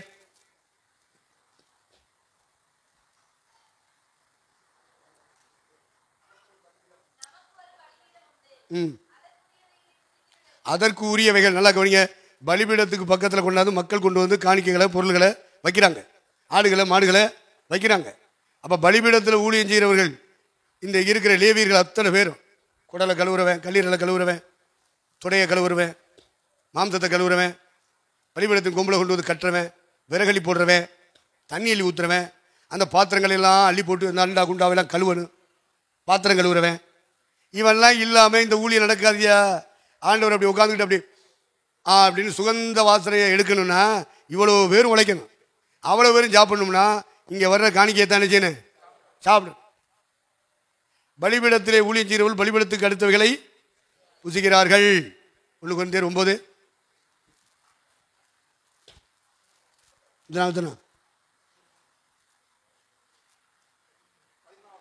ஆ 1 கொரிந்தியர் 9:13.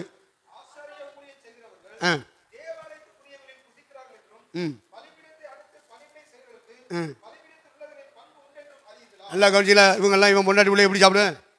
விறகலி போடுறவனுக்கு குடும்பம் இருக்குது, தண்ணியில் ஊற்றுறவனுக்கு குடும்பம் இருக்குது, பாத்திரம் கழுவுறவனுக்கு குடும்பம் இருக்குது, ஆடு மாடு எல்லாம் வெட்டி பழி செலுத்துறவனுக்கு குடும்பம் இருக்குது, அந்த காலை சுமக்கிறவன், தலையை சுமக்கிறவன், வாழை சுமக்கிறவன், அந்த குடலை சுமக்கிறவன், அந்த தோலெல்லாம் சுமக்கிறவன், அவ்வளோ பேருக்கு அந்த சும ஊழியம் செய்கிறான் பாருங்க. அவ்வளோ பேருக்கும் இங்கே வருகிற காணிக்க பொருள்களில் தசமா பொருள்களில் வச்சு தான் அவன் குடும்பம் சாப்பிடணும். அப்போ எவரே நிர்வாகிக்கணும் எழுதி உணர்த்துறான் எப்படி சாப்பிடணும்னு. இந்த கொரிந்தியரில் பவுலும் எழுதி உணர்த்துறான். ஆசாரியர்களும் லேவியர்கள் இருக்கிறாங்க. நல்லா கவனிங்க, பிரகார ஊழியத்தை தான் உங்களுக்கு காமிச்சிருக்கேன். இங்கே ஆசாரியர்கள் என்று சொல்லுகிறவர்கள் இதுக்குள்ளே வருவான். இதுக்குள்ளே வாசஸ்தலம், அந்த வாசஸ்தல திரையை தள்ளிட்டு உள்ளே வருவான். வந்து இந்த மேசையை துடைக்கணும். வாரம் வாரம் அப்போ என்ன செய்யணும்? அடுக்கணும். குத்து விளக்க துடைக்கணும். குத்து விளக்குக்கு எண்ணெய் ஊற்றணும், திரி போடணும். அந்த வேலையெல்லாம் இங்கே நடந்துகிட்டு இருக்கணும். இந்த தூபப்பீடம் இருக்குது, இதில் அந்த பலிபீட அக்கினியில் கொஞ்சம் அந்த போட்டு அதில் தூபங்களை போட்டு போட்டு புகை உண்டாக்கிட்டே இருக்கணும். இந்த பரிசுத்த ஸ்தலம் முழுவதும் புகை மண்டலமாக இருக்கணும். என்ன மண்டலம்? புகை மண்டலமாக இருக்கும். அடுத்து மகா பரிசுத்த ஸ்தலம், இதுக்குள்ளே ஆசாரியன் வரமாட்டான், பிரதான ஆசாரியன் மட்டும்தான் வருவான். அவன் வரும்போது சும்மா வரக்கூடாது, வருஷத்துக்கு ஒரு தடவை ரத்தத்தை கொண்டுட்டு வரணும். ஃபஸ்ட்டு பாவ நிவாரண பலியின் ரத்தத்தை கொண்டு வரணும். அடுத்து அவன் கையில் ஒரு தூப கலசம் இருக்கும். இந்த அருகாமத்திலா தெரியுதா? இது தெரியுதாயா? இவன் கையில் இருக்கிறது தான் தூப கலசம். இதில் அந்த பலிபீட அக்கினியை கொஞ்சம் போட்டு தூபத்தை அள்ளி போடணும். போட்ட உடனே இந்த இடமுறம் பரிசுத்த ஸ்தலம் முழுவதும் புகையாயிரும். பரிசுத்த ஸ்தலம் முழுவதும் புகை ஆயிரும். இந்த வேலை செய்யறான் பாருங்க, மேசை துடைக்கிறவன், குத்து விளக்க துடைக்கிறவன், குத்து விளக்கில் எண்ணெய் ஊற்றுறவன், திரி போடுறவன், அதுக்கடுத்து தூபபீடத்தில் பழைய தூபத்தை எல்லாம் அள்ளி அது எரிஞ்சு சாம்பிராணிலாம் அப்படியே கட்டியாக இருக்கும், அதெல்லாம் எடுக்கணும். அது சாம்பிராணி சட்டி இருக்கா? இதெல்லாம் காண, ஆனால் இருக்கு. அப்போது அந்த உள்ளே கிடக்கிற அந்த சாம்பிராணிலாம் எரிஞ்சு போஞ்சு உள்ளே அப்படி கட்டிக்கிட்டே இருக்கும். அதை பூரா எடுத்து க்ளீன் பண்ணணும். இந்த தூபபீடத்தை துடைக்கணும். அதுக்கடுத்து புது பலிபீட அக்கினி போட்டு தூபத்தை என்ன செய்யணும்? போட்டு தூபம் போடணும். அந்த தூபம் கம்ப்ளீட்டாக புகை மண்டலம் அப்படி எளிமையாக அப்படி இருக்கும். இந்த மேசையில் 12 டப்பா என்ன செய்யணும்? இதை யார் என்ன போகிறான்னு சொல்லிட்டு ஒரு அப்பத்தை தூக்கிட்டு போயிடக்கூடாது. அவன் பாட்டுக்கு எடுத்து தின்னானே அப்படி 11 அப்பம் இருந்தால் எவன் என்ன போகிறான்? எல்லாம் சுற்றி அடைச்சிருக்கு, நம்ம மட்டும்தானே, நம்ம ஒரு அப்பத்தை எடுத்துட்டு. இந்த குரங்கு வேலையெல்லாம் செய்யக்கூடாது. குரங்கு அப்பத்தை என்ன செஞ்சான்? இந்த திராட்சையில் இந்த அப்பத்தை தின்னுச்சு, இந்த திராட்சையில் இந்த அப்பத்தையும் இப்படி இதையும் கடிச்சு முழுமையாக சாப்பிட்டு. அப்பத்தை தின்றக்கூடாது. மேஜையை துடைக்கணும், அப்பத்தை என்ன செய்யணும்? அடிக்க வேணும். 12 அப்பா, 12 கோத்திரத்துக்கு அடையாளமாக 12 அப்பா வாரம் என்ன செய்வாங்க? அடிக்க வச்சுருவாங்க. அந்த வேலை செய்யறதுக்கு ஆள் இருப்பான். இவங்களுக்கு பேர் தான் ஆசாரியர்கள். இந்த பிரகாரத்தில் ஊழியம் செய்யறவன் அத்தனை பேருக்கு லேவியர்கள். இந்த பரிசுத்த ஸ்தலத்திலும் மகா பரிசுத்த ஸ்தலத்திலும் ஊழியம் செய்கிறவர்களுக்கு பேரு ஆசாரியர்கள். லேவியரே ஆசாரியரே அப்படின்னு ஒரு பாட்டை தமிழ்நாட்டில் பழைய ராஜேந்திரன் எழுதியிருக்கார். லேவியரே ஆசாரியரே, அந்த பாட்டு தெரியுமா உங்களுக்கு? பாட்டு கையில் வச்சிருக்கீங்களா? அதெல்லாம் கிடையாது. பாட்டு வச்சிருக்கியா முழுமையா? 2 அடியாவது இருக்கா? எடுத்து விரி. ஊழியக்காரிகளுக்கு படிச்சு சொல்லியிருக்கேன். ஒரு பாட்டை சகோதர மாதிரி தொடங்கிட்டாங்கன்னா உடனே பரட்டிடணும். அதை விட என்ன வேலைங்க? சும்மா உட்காந்துருக்கிறதா? சகோதர மாதிரி தொடங்கிட்டாங்கன்னா உடனே படிச்சிடணும். உடனே பாட்டு புத்தகத்தை பரட்டணும். படிச்சு சொல்லியிருக்கேன். அதான் ஊழியம். அடுத்து இருக்கா பாடு. யாருக்கு தெரியாதவெல்லாம் பாடாத, தெரிஞ்சவன் பாடு.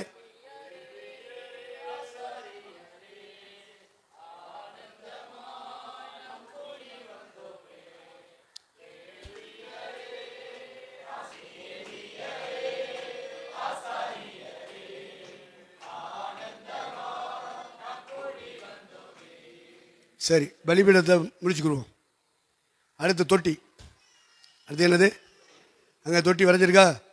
இதெல்லாம் உங்கள் இடத்துல அப்படி படத்தை அப்படி லைட்டாக வரைஞ்சிக்கிறேன். கோடு போட்டு அப்படி வரைஞ்சிக்கிறீங்க ஒவ்வொரு படத்தையும். நான்லாம் அப்படி வரைஞ்சி தான் எழுதி வச்சுருக்கேன். இப்படி படங்கள் எல்லாம் வரைஞ்சிக்கிடுவேன். வரைஞ்சா தான் வசனம் புரியும். படத்தை சும்மா கோடு போட்டுக்கிறணும். மேப் மாதிரி அப்படி வரைஞ்சிக்கிறணும். வரைஞ்சிட்டு அதுக்கு என்ன எழுதணுமோ அந்த வசனங்களை எழுதி வச்சுக்கிறணும். சரி, இப்போ தொட்டி. என்னது? தொட்டி.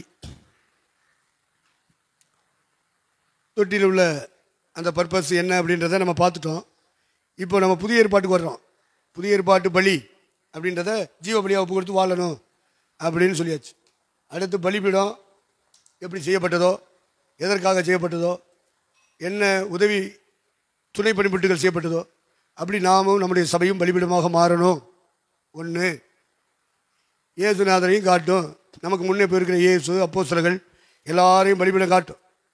அப்போ புதிய ஏற்பாட்டு சபையை கட்டுகிற நாமும் பலிபீடமாகணும், நம்முடைய சபையும் பலிபீடமாகணும். இது மெயின். ஒன்று. ரெண்டாவது, அதில் செலுத்தப்படுகிற பலி பொருளாக நாமும் மாறணும், சபையும் மாறணும். பலிபீடத்திலிருந்து நம்ம படித்துக் கொள்கிற பாடங்கள் அது. அடுத்து தொட்டி. என்னது? தொட்டி.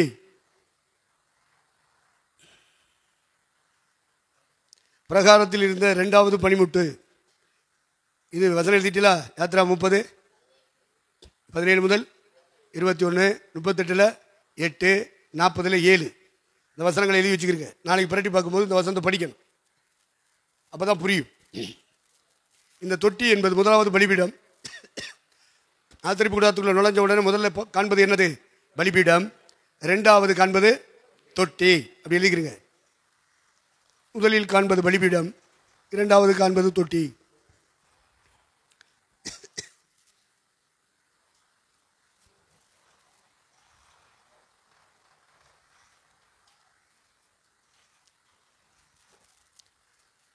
தொட்டி ஒன்று, தண்ணீர் ஸ்நானத்தை காட்டும்.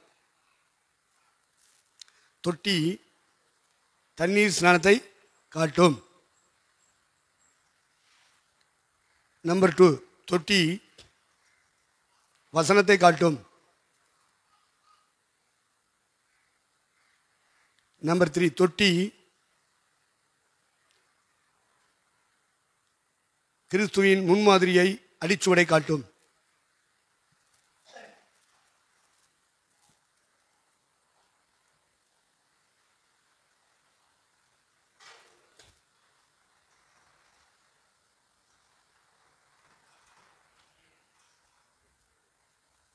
தொட்டி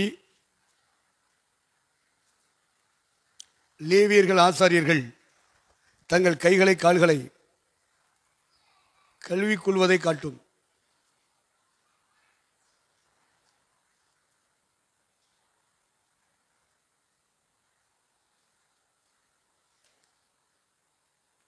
கை கால் என்று சொன்னால் கிரியை நடக்கை, கிரியை நடக்கையை காண்பிக்கும். அடிக்கடி லேவியர்களும் ஆசாரியர்களும் அந்த தண்ணீரில் தங்களை கழுவிக்கொள்ள வேண்டும்.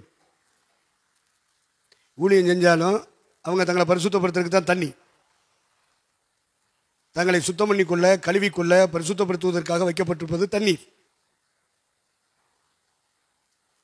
இந்த தொட்டியும் தண்ணீரும்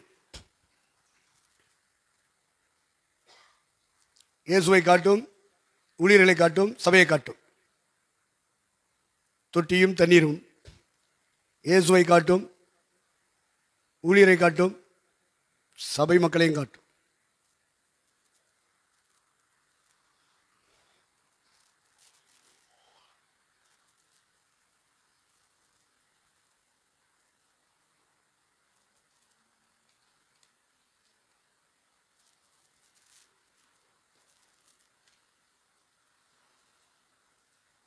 தண்ணீர் ஞானஸ்நானத்தை காட்டும் என்றால்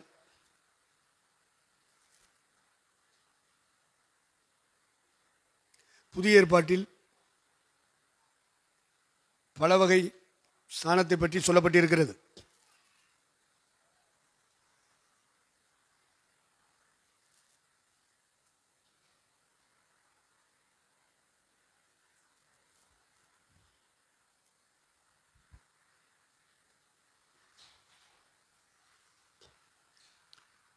குழந்தை ஸ்நானம், தெளிப்பு ஸ்நானம், யோவான் தந்த ஸ்நானம், மரித்தோருக்காக எடுக்கும் ஸ்நானம், இயேசுவின் நாமத்தில் எடுக்கும் ஸ்நானம்,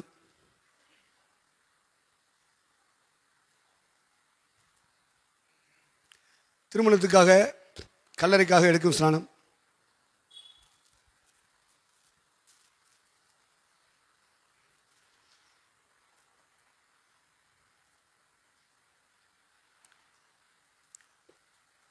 கிறிஸ்தவனாக மாறுவதற்கு, அதாவது பெயர் மாற்றத்திற்கு எடுக்கும் ஸ்நானம்,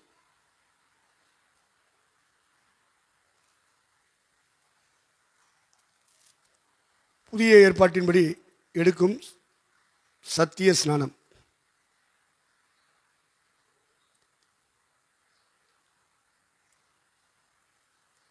இப்படி பல வகை ஸ்நானங்கள் உலாவி வருகிறது.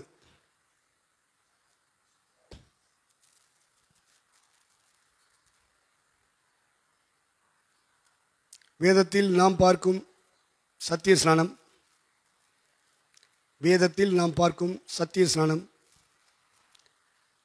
அப்போஸ்தலர் 2:38 முதல் 41, அப்போஸ்தலர் 8:15, அப்போஸ்தலர் 10:48, அப்போஸ்தலர் 8:36 முதல் 38, அப்போஸ்தலர் 9:18, அப்போஸ்தலர் 15:15, அப்போஸ்தலர் 16:35, அப்போஸ்தலர் 18:8, 1 கொரிந்தியர் 1:15 பண்ணாரு, 1 கொரிந்தியர் 16:15 பண்ணாரு, 1 கொரிந்தியர் 1:15 பண்ணார், 16ஆம் அதிகாரத்தில் 15 பண்ணார். அப்போஸ்தலர் 19:5.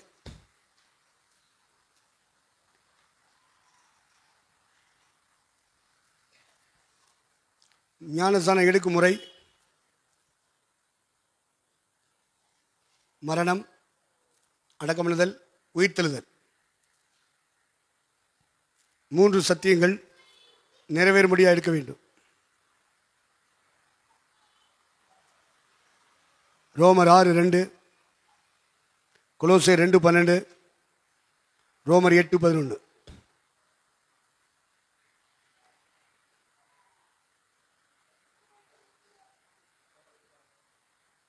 ஞானஸ்நானம் என்பது மனம் திரும்புதலின் அடையாளம் அல்ல.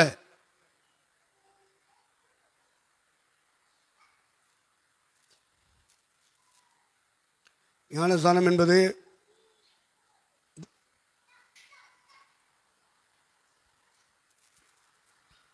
மனம் திரும்புதலின் அடையாளம் அல்ல.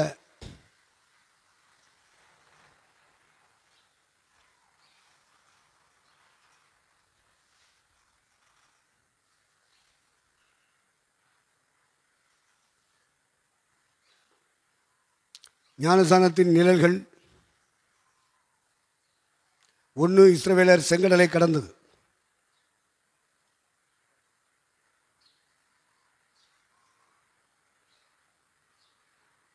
2, பேழை ஜலப்பிரளயத்தில் தப்பியது.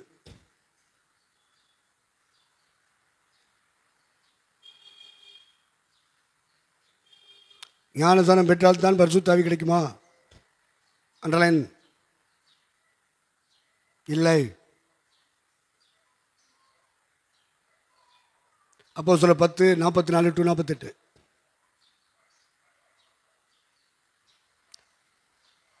நம்பர் 2, பரிசுத்த ஆவி பெற்ற பிறகு தண்ணீர் ஸ்நானம் தேவையா?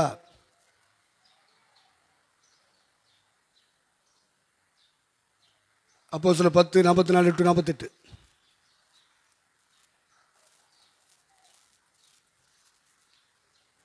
ஸ்நானம் ஒரு முறை எடுத்தால் போதுமா? 2ஆம் முறை எடுக்க வேணுமா?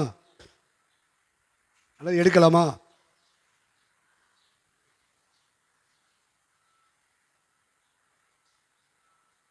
எபேசியர் 4:5. மனம் திரும்பாமல் எடுத்தாலோ,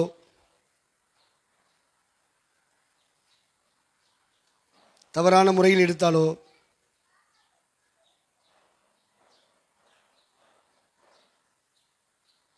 மனம் திரும்பின பிறகு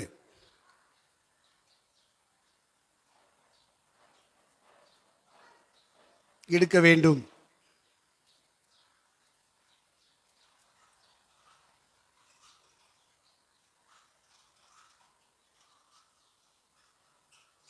அதுவே சரியானது.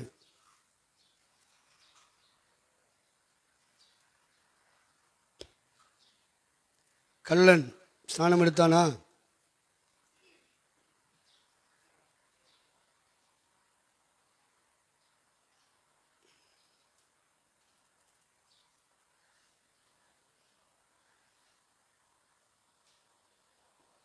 அவன் ஸ்நானம் எடுப்பதற்குரிய சமயம் பூமியில் இல்லை.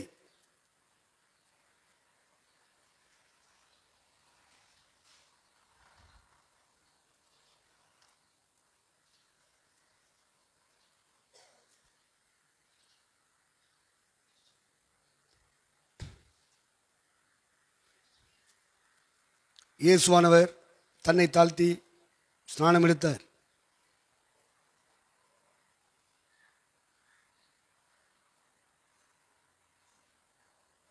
அது கல்லணை பாராமல்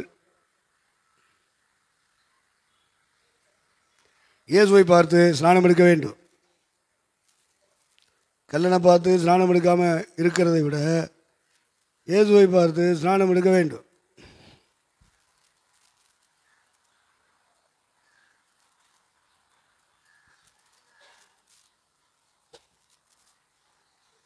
கர்த்தர் என்னோடு பேசட்டும், அப்பொழுது எடுக்கிறேன் என்று சொல்வது சரியா?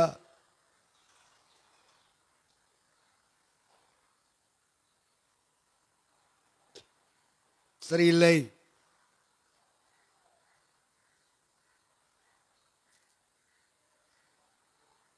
பவுலுக்கு ஸ்நானம் எடுக்க கர்த்தர் சொல்லவில்லை,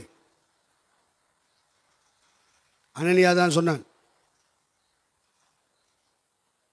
அப்போஸ்தலர் 22:16.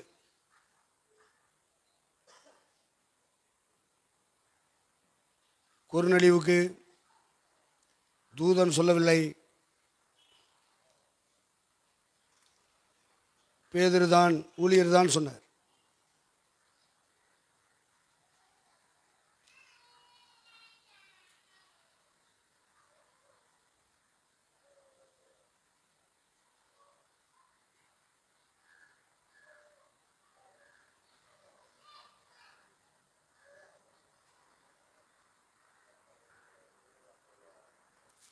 ஞானஸ்நானம் யார் கொடுக்க வேண்டும்?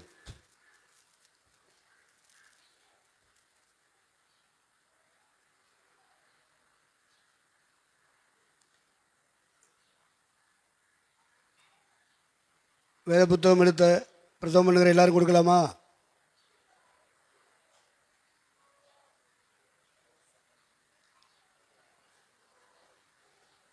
கூடாது.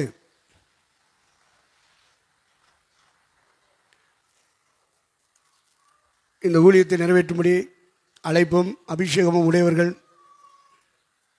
ஸ்நானம் தரலாம்.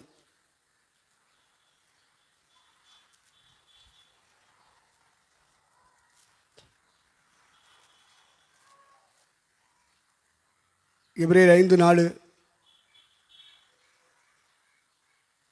ஆரோன் செய்யலாம். ஆரோனின் தகுதி என்ன? அவன் இஸ்ரவேலன், அவன் விருத்தசேதனம் பெற்றவன்,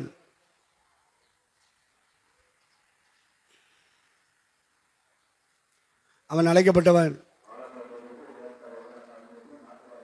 அவன் தெரிந்து கொள்ளப்பட்டவன்.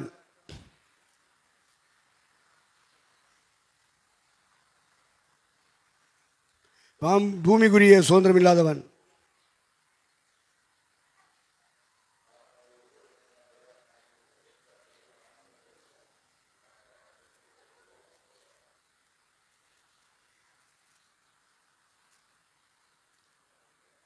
இப்படிப்பட்ட அனுபவம் உள்ளவர்கள் ஸ்நானம் கொடுக்கலாம்.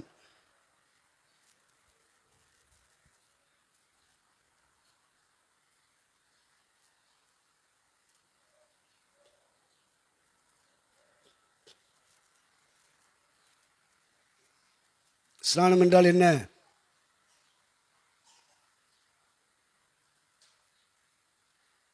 தேவ நீதி, தேவ ஆலோசனை, தேவனோடு செய்யும் உடன்படிக்கை, தேவ கட்டளை. ஞானஸ்நானம் யார் எடுக்கணும்? மனம் திரும்பினவன், பாவங்களை அறிக்கை செய்தவன், இயேசுவை விசுவாசிக்கிறவன், சீசராக ஒப்பு கொடுத்தவன்.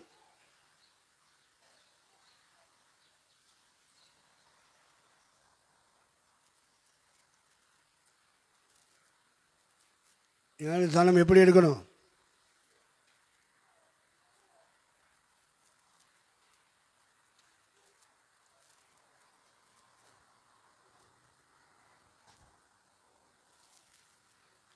ஞானஸ்நானம் எப்படி எடுக்கணும் எழுதிட்டீங்களா? தண்ணீர் மிகுதியான இடத்தில்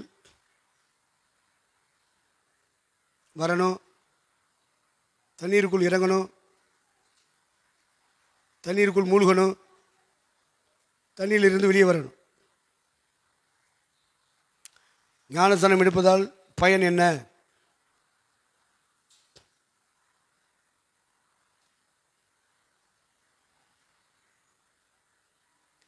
தேவகுமாரன் என்ற சாட்சி. அபிஷேகம் பெற்றுக்கொள்வதற்கு ஆயத்தம். கிறிஸ்துவை தரித்துக் கொள்கிற அனுபவம்.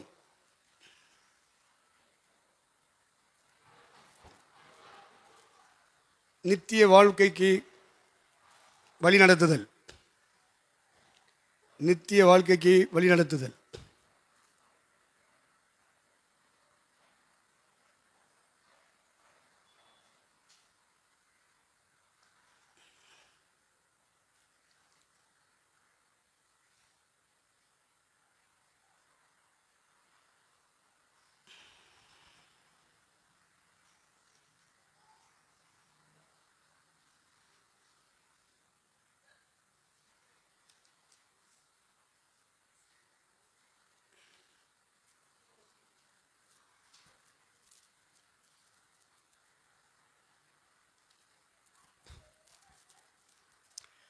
அடுத்து மேசை. அடுத்து மேசை. நாம் மேசையாக மாற வேண்டும், அப்பமாக மாற வேண்டும். நம்முடைய சபையும் அதே இடத்திற்கு வழி நடத்தப்பட வேண்டும்.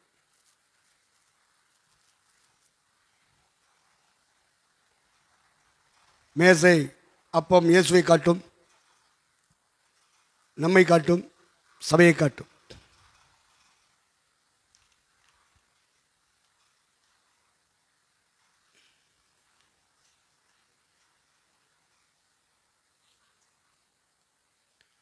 அடுத்த தலைப்பு. மேசைக்கு வசனம் எழுதிட்டலப்பா, தொட்டிக்கு எழுதுறீங்க. மேசைக்கு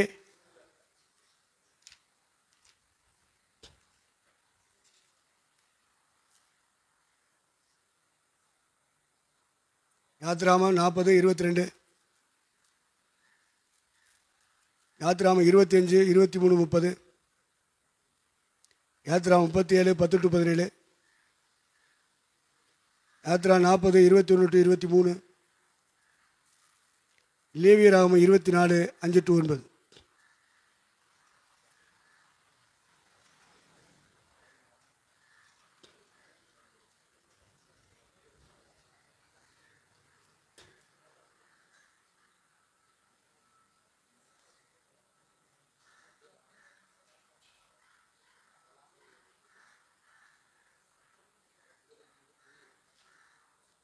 அந்த வசனங்கள்லாம் நீங்கள் வீட்டில் போய் படிச்சிங்கன்னா உங்களுக்கு விளக்கம் வரும்.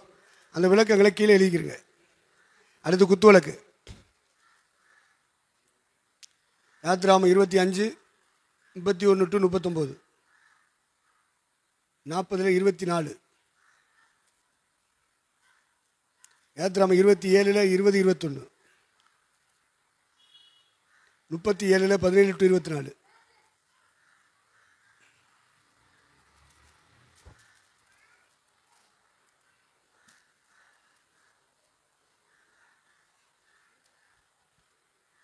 விளக்கில் 7 அகல்கள்,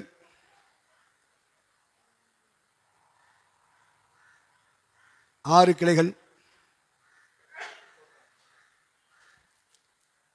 ஒரு நடுத்தண்டு, ஒரு பாதம்.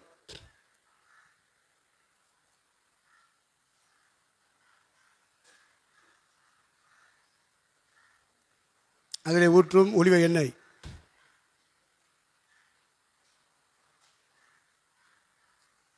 அதில் போடும் திரி.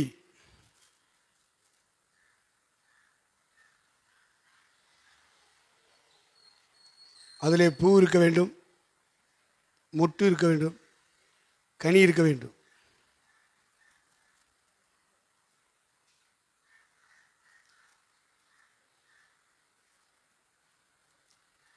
விளக்கு இருப்பதனுடைய நோக்கம்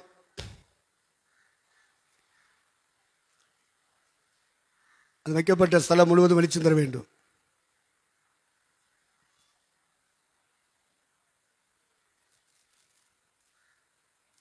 இயேசு கிறிஸ்து ஒரு குத்து விளக்கு, ஸ்நானன் ஒரு விளக்கு, ஊழியர்கள் ஒரு விளக்கு, சபையும் ஒரு விளக்கு.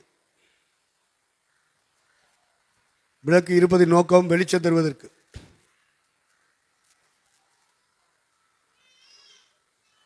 இயேசுவை உயர்த்துவது ஒரு வெளிச்சம், அவருடைய வேதத்தை உயர்த்துவது ஒரு வெளிச்சம்,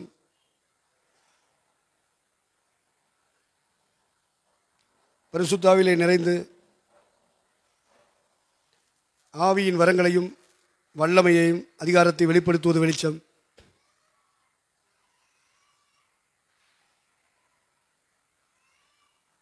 உலக மக்களுக்கு நற்கிரியைகளை வெளிப்படுத்துவது ஒரு வெளிச்சம்.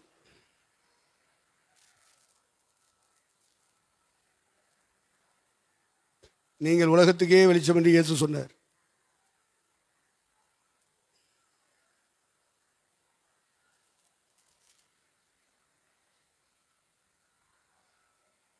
வெளிச்சத்தை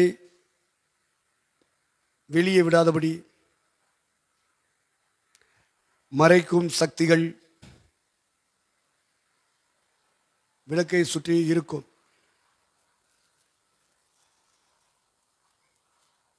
1 காற்று துருபதேசம், 2 கருந்திரி, 3 எண்ணெய் குறைவு,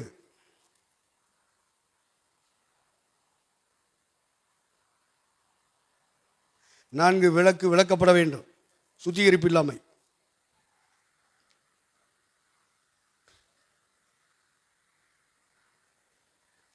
5 கட்டில், 6 பாத்திரம்,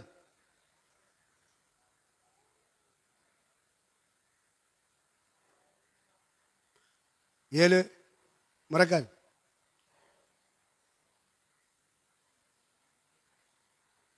8 மறைவிடம், 9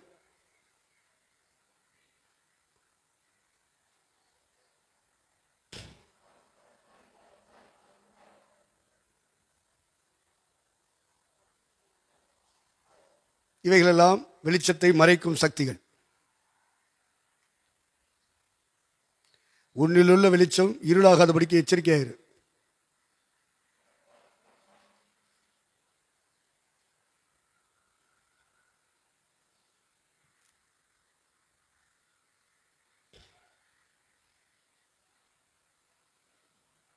அடுத்து தூபபீடம்.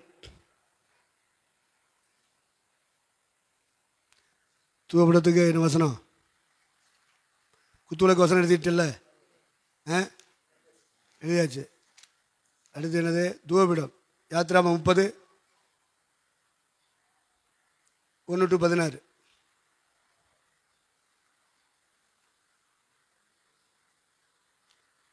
இயேசு தூபபீடமாகவே வாழ்ந்தார். இயேசு தூபபீடமாகவே வாழ்ந்தார்.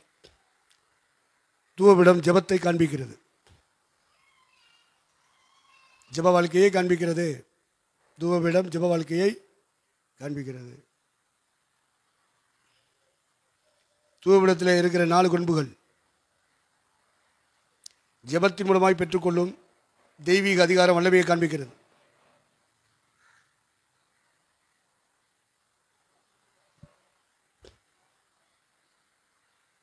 வெறு ஜெபம் மட்டுமல்ல, ஆராதனைகளை, இயேசுவை உயர்த்துவதை, துதிப்பதை காண்பிக்கிறது.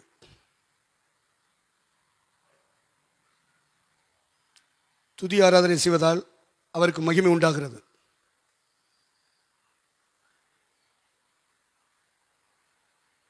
ஜெபதூபம் ஏறெடுப்பதால்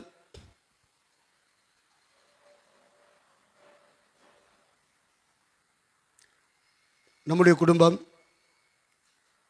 நம்முடைய சமுதாயம், நம்முடைய சபை, நம்முடைய தேசம்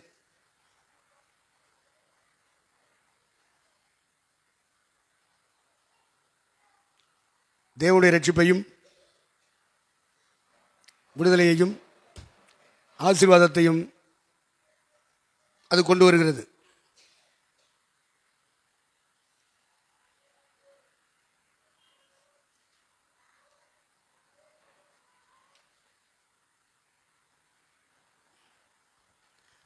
தூபம் 4 வகை பொருளால் செய்யப்படுகிறது. 1 வெள்ளைப்பழம், 2 குங்குளியம்,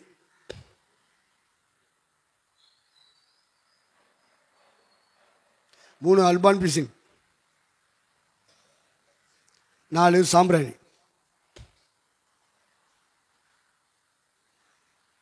யாத்ராம 30-34.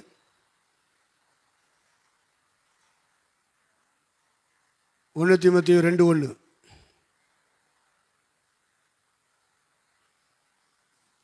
1 தீமோத்தேயு 2:1. தூப கலசம் எபிரேயர் 9:3-4.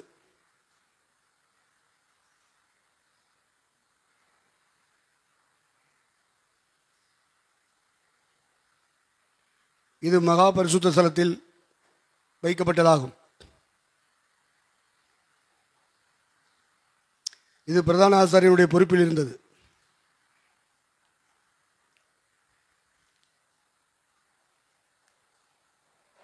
ஒரு தலைமையின் கீழ் வழிநடத்தப்பட்டு தான் ஜெப ஊழியங்கள் நடைபெற வேண்டும் என்பதை காண்பிக்கிறது.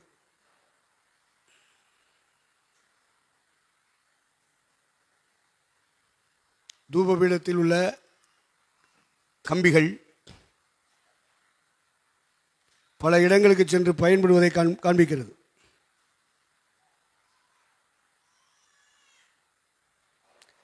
பலிபீடத்தில் உள்ள அக்கினிதான்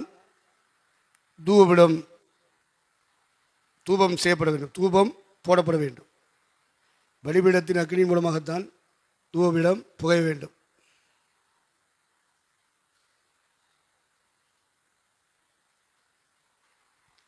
ஆவிக்குள்ளே நிறைந்து ஜெபிக்க வேண்டும்.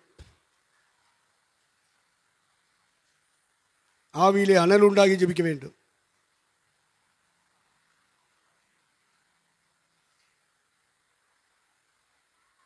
நம்முடைய ஜெப தூபம் நம்முடைய குடும்பத்தை, நம்முடைய சபையை, நம்முடைய ஊழியத்தை மூட வேண்டும்.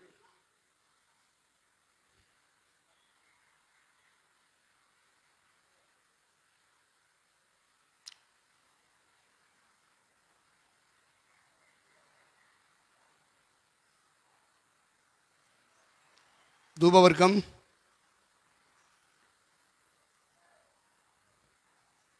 சமநிலையாக எடுத்து புகைய விட வேண்டும்.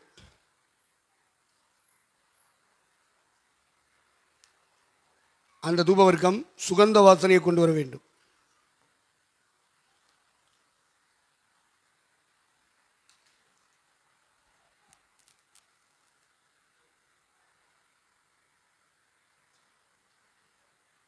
தூபகலசம் முழு வாசஸ்தலத்தையும் புகை மண்டலத்தால் நிரப்பும்.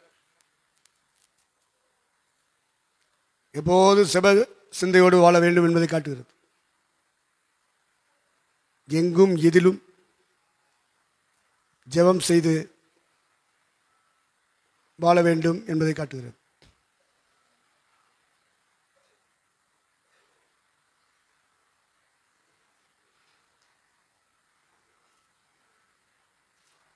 எப்போதும் ஜெப கூட்டங்கள், ஜெப ஊழியங்கள் செய்யப்பட்டு கொண்டே இருக்கணும். அந்த புகை எல்லா இடத்தையும் மூடணும். ஜெபம் என்பது தூபத்திற்கு சமம்.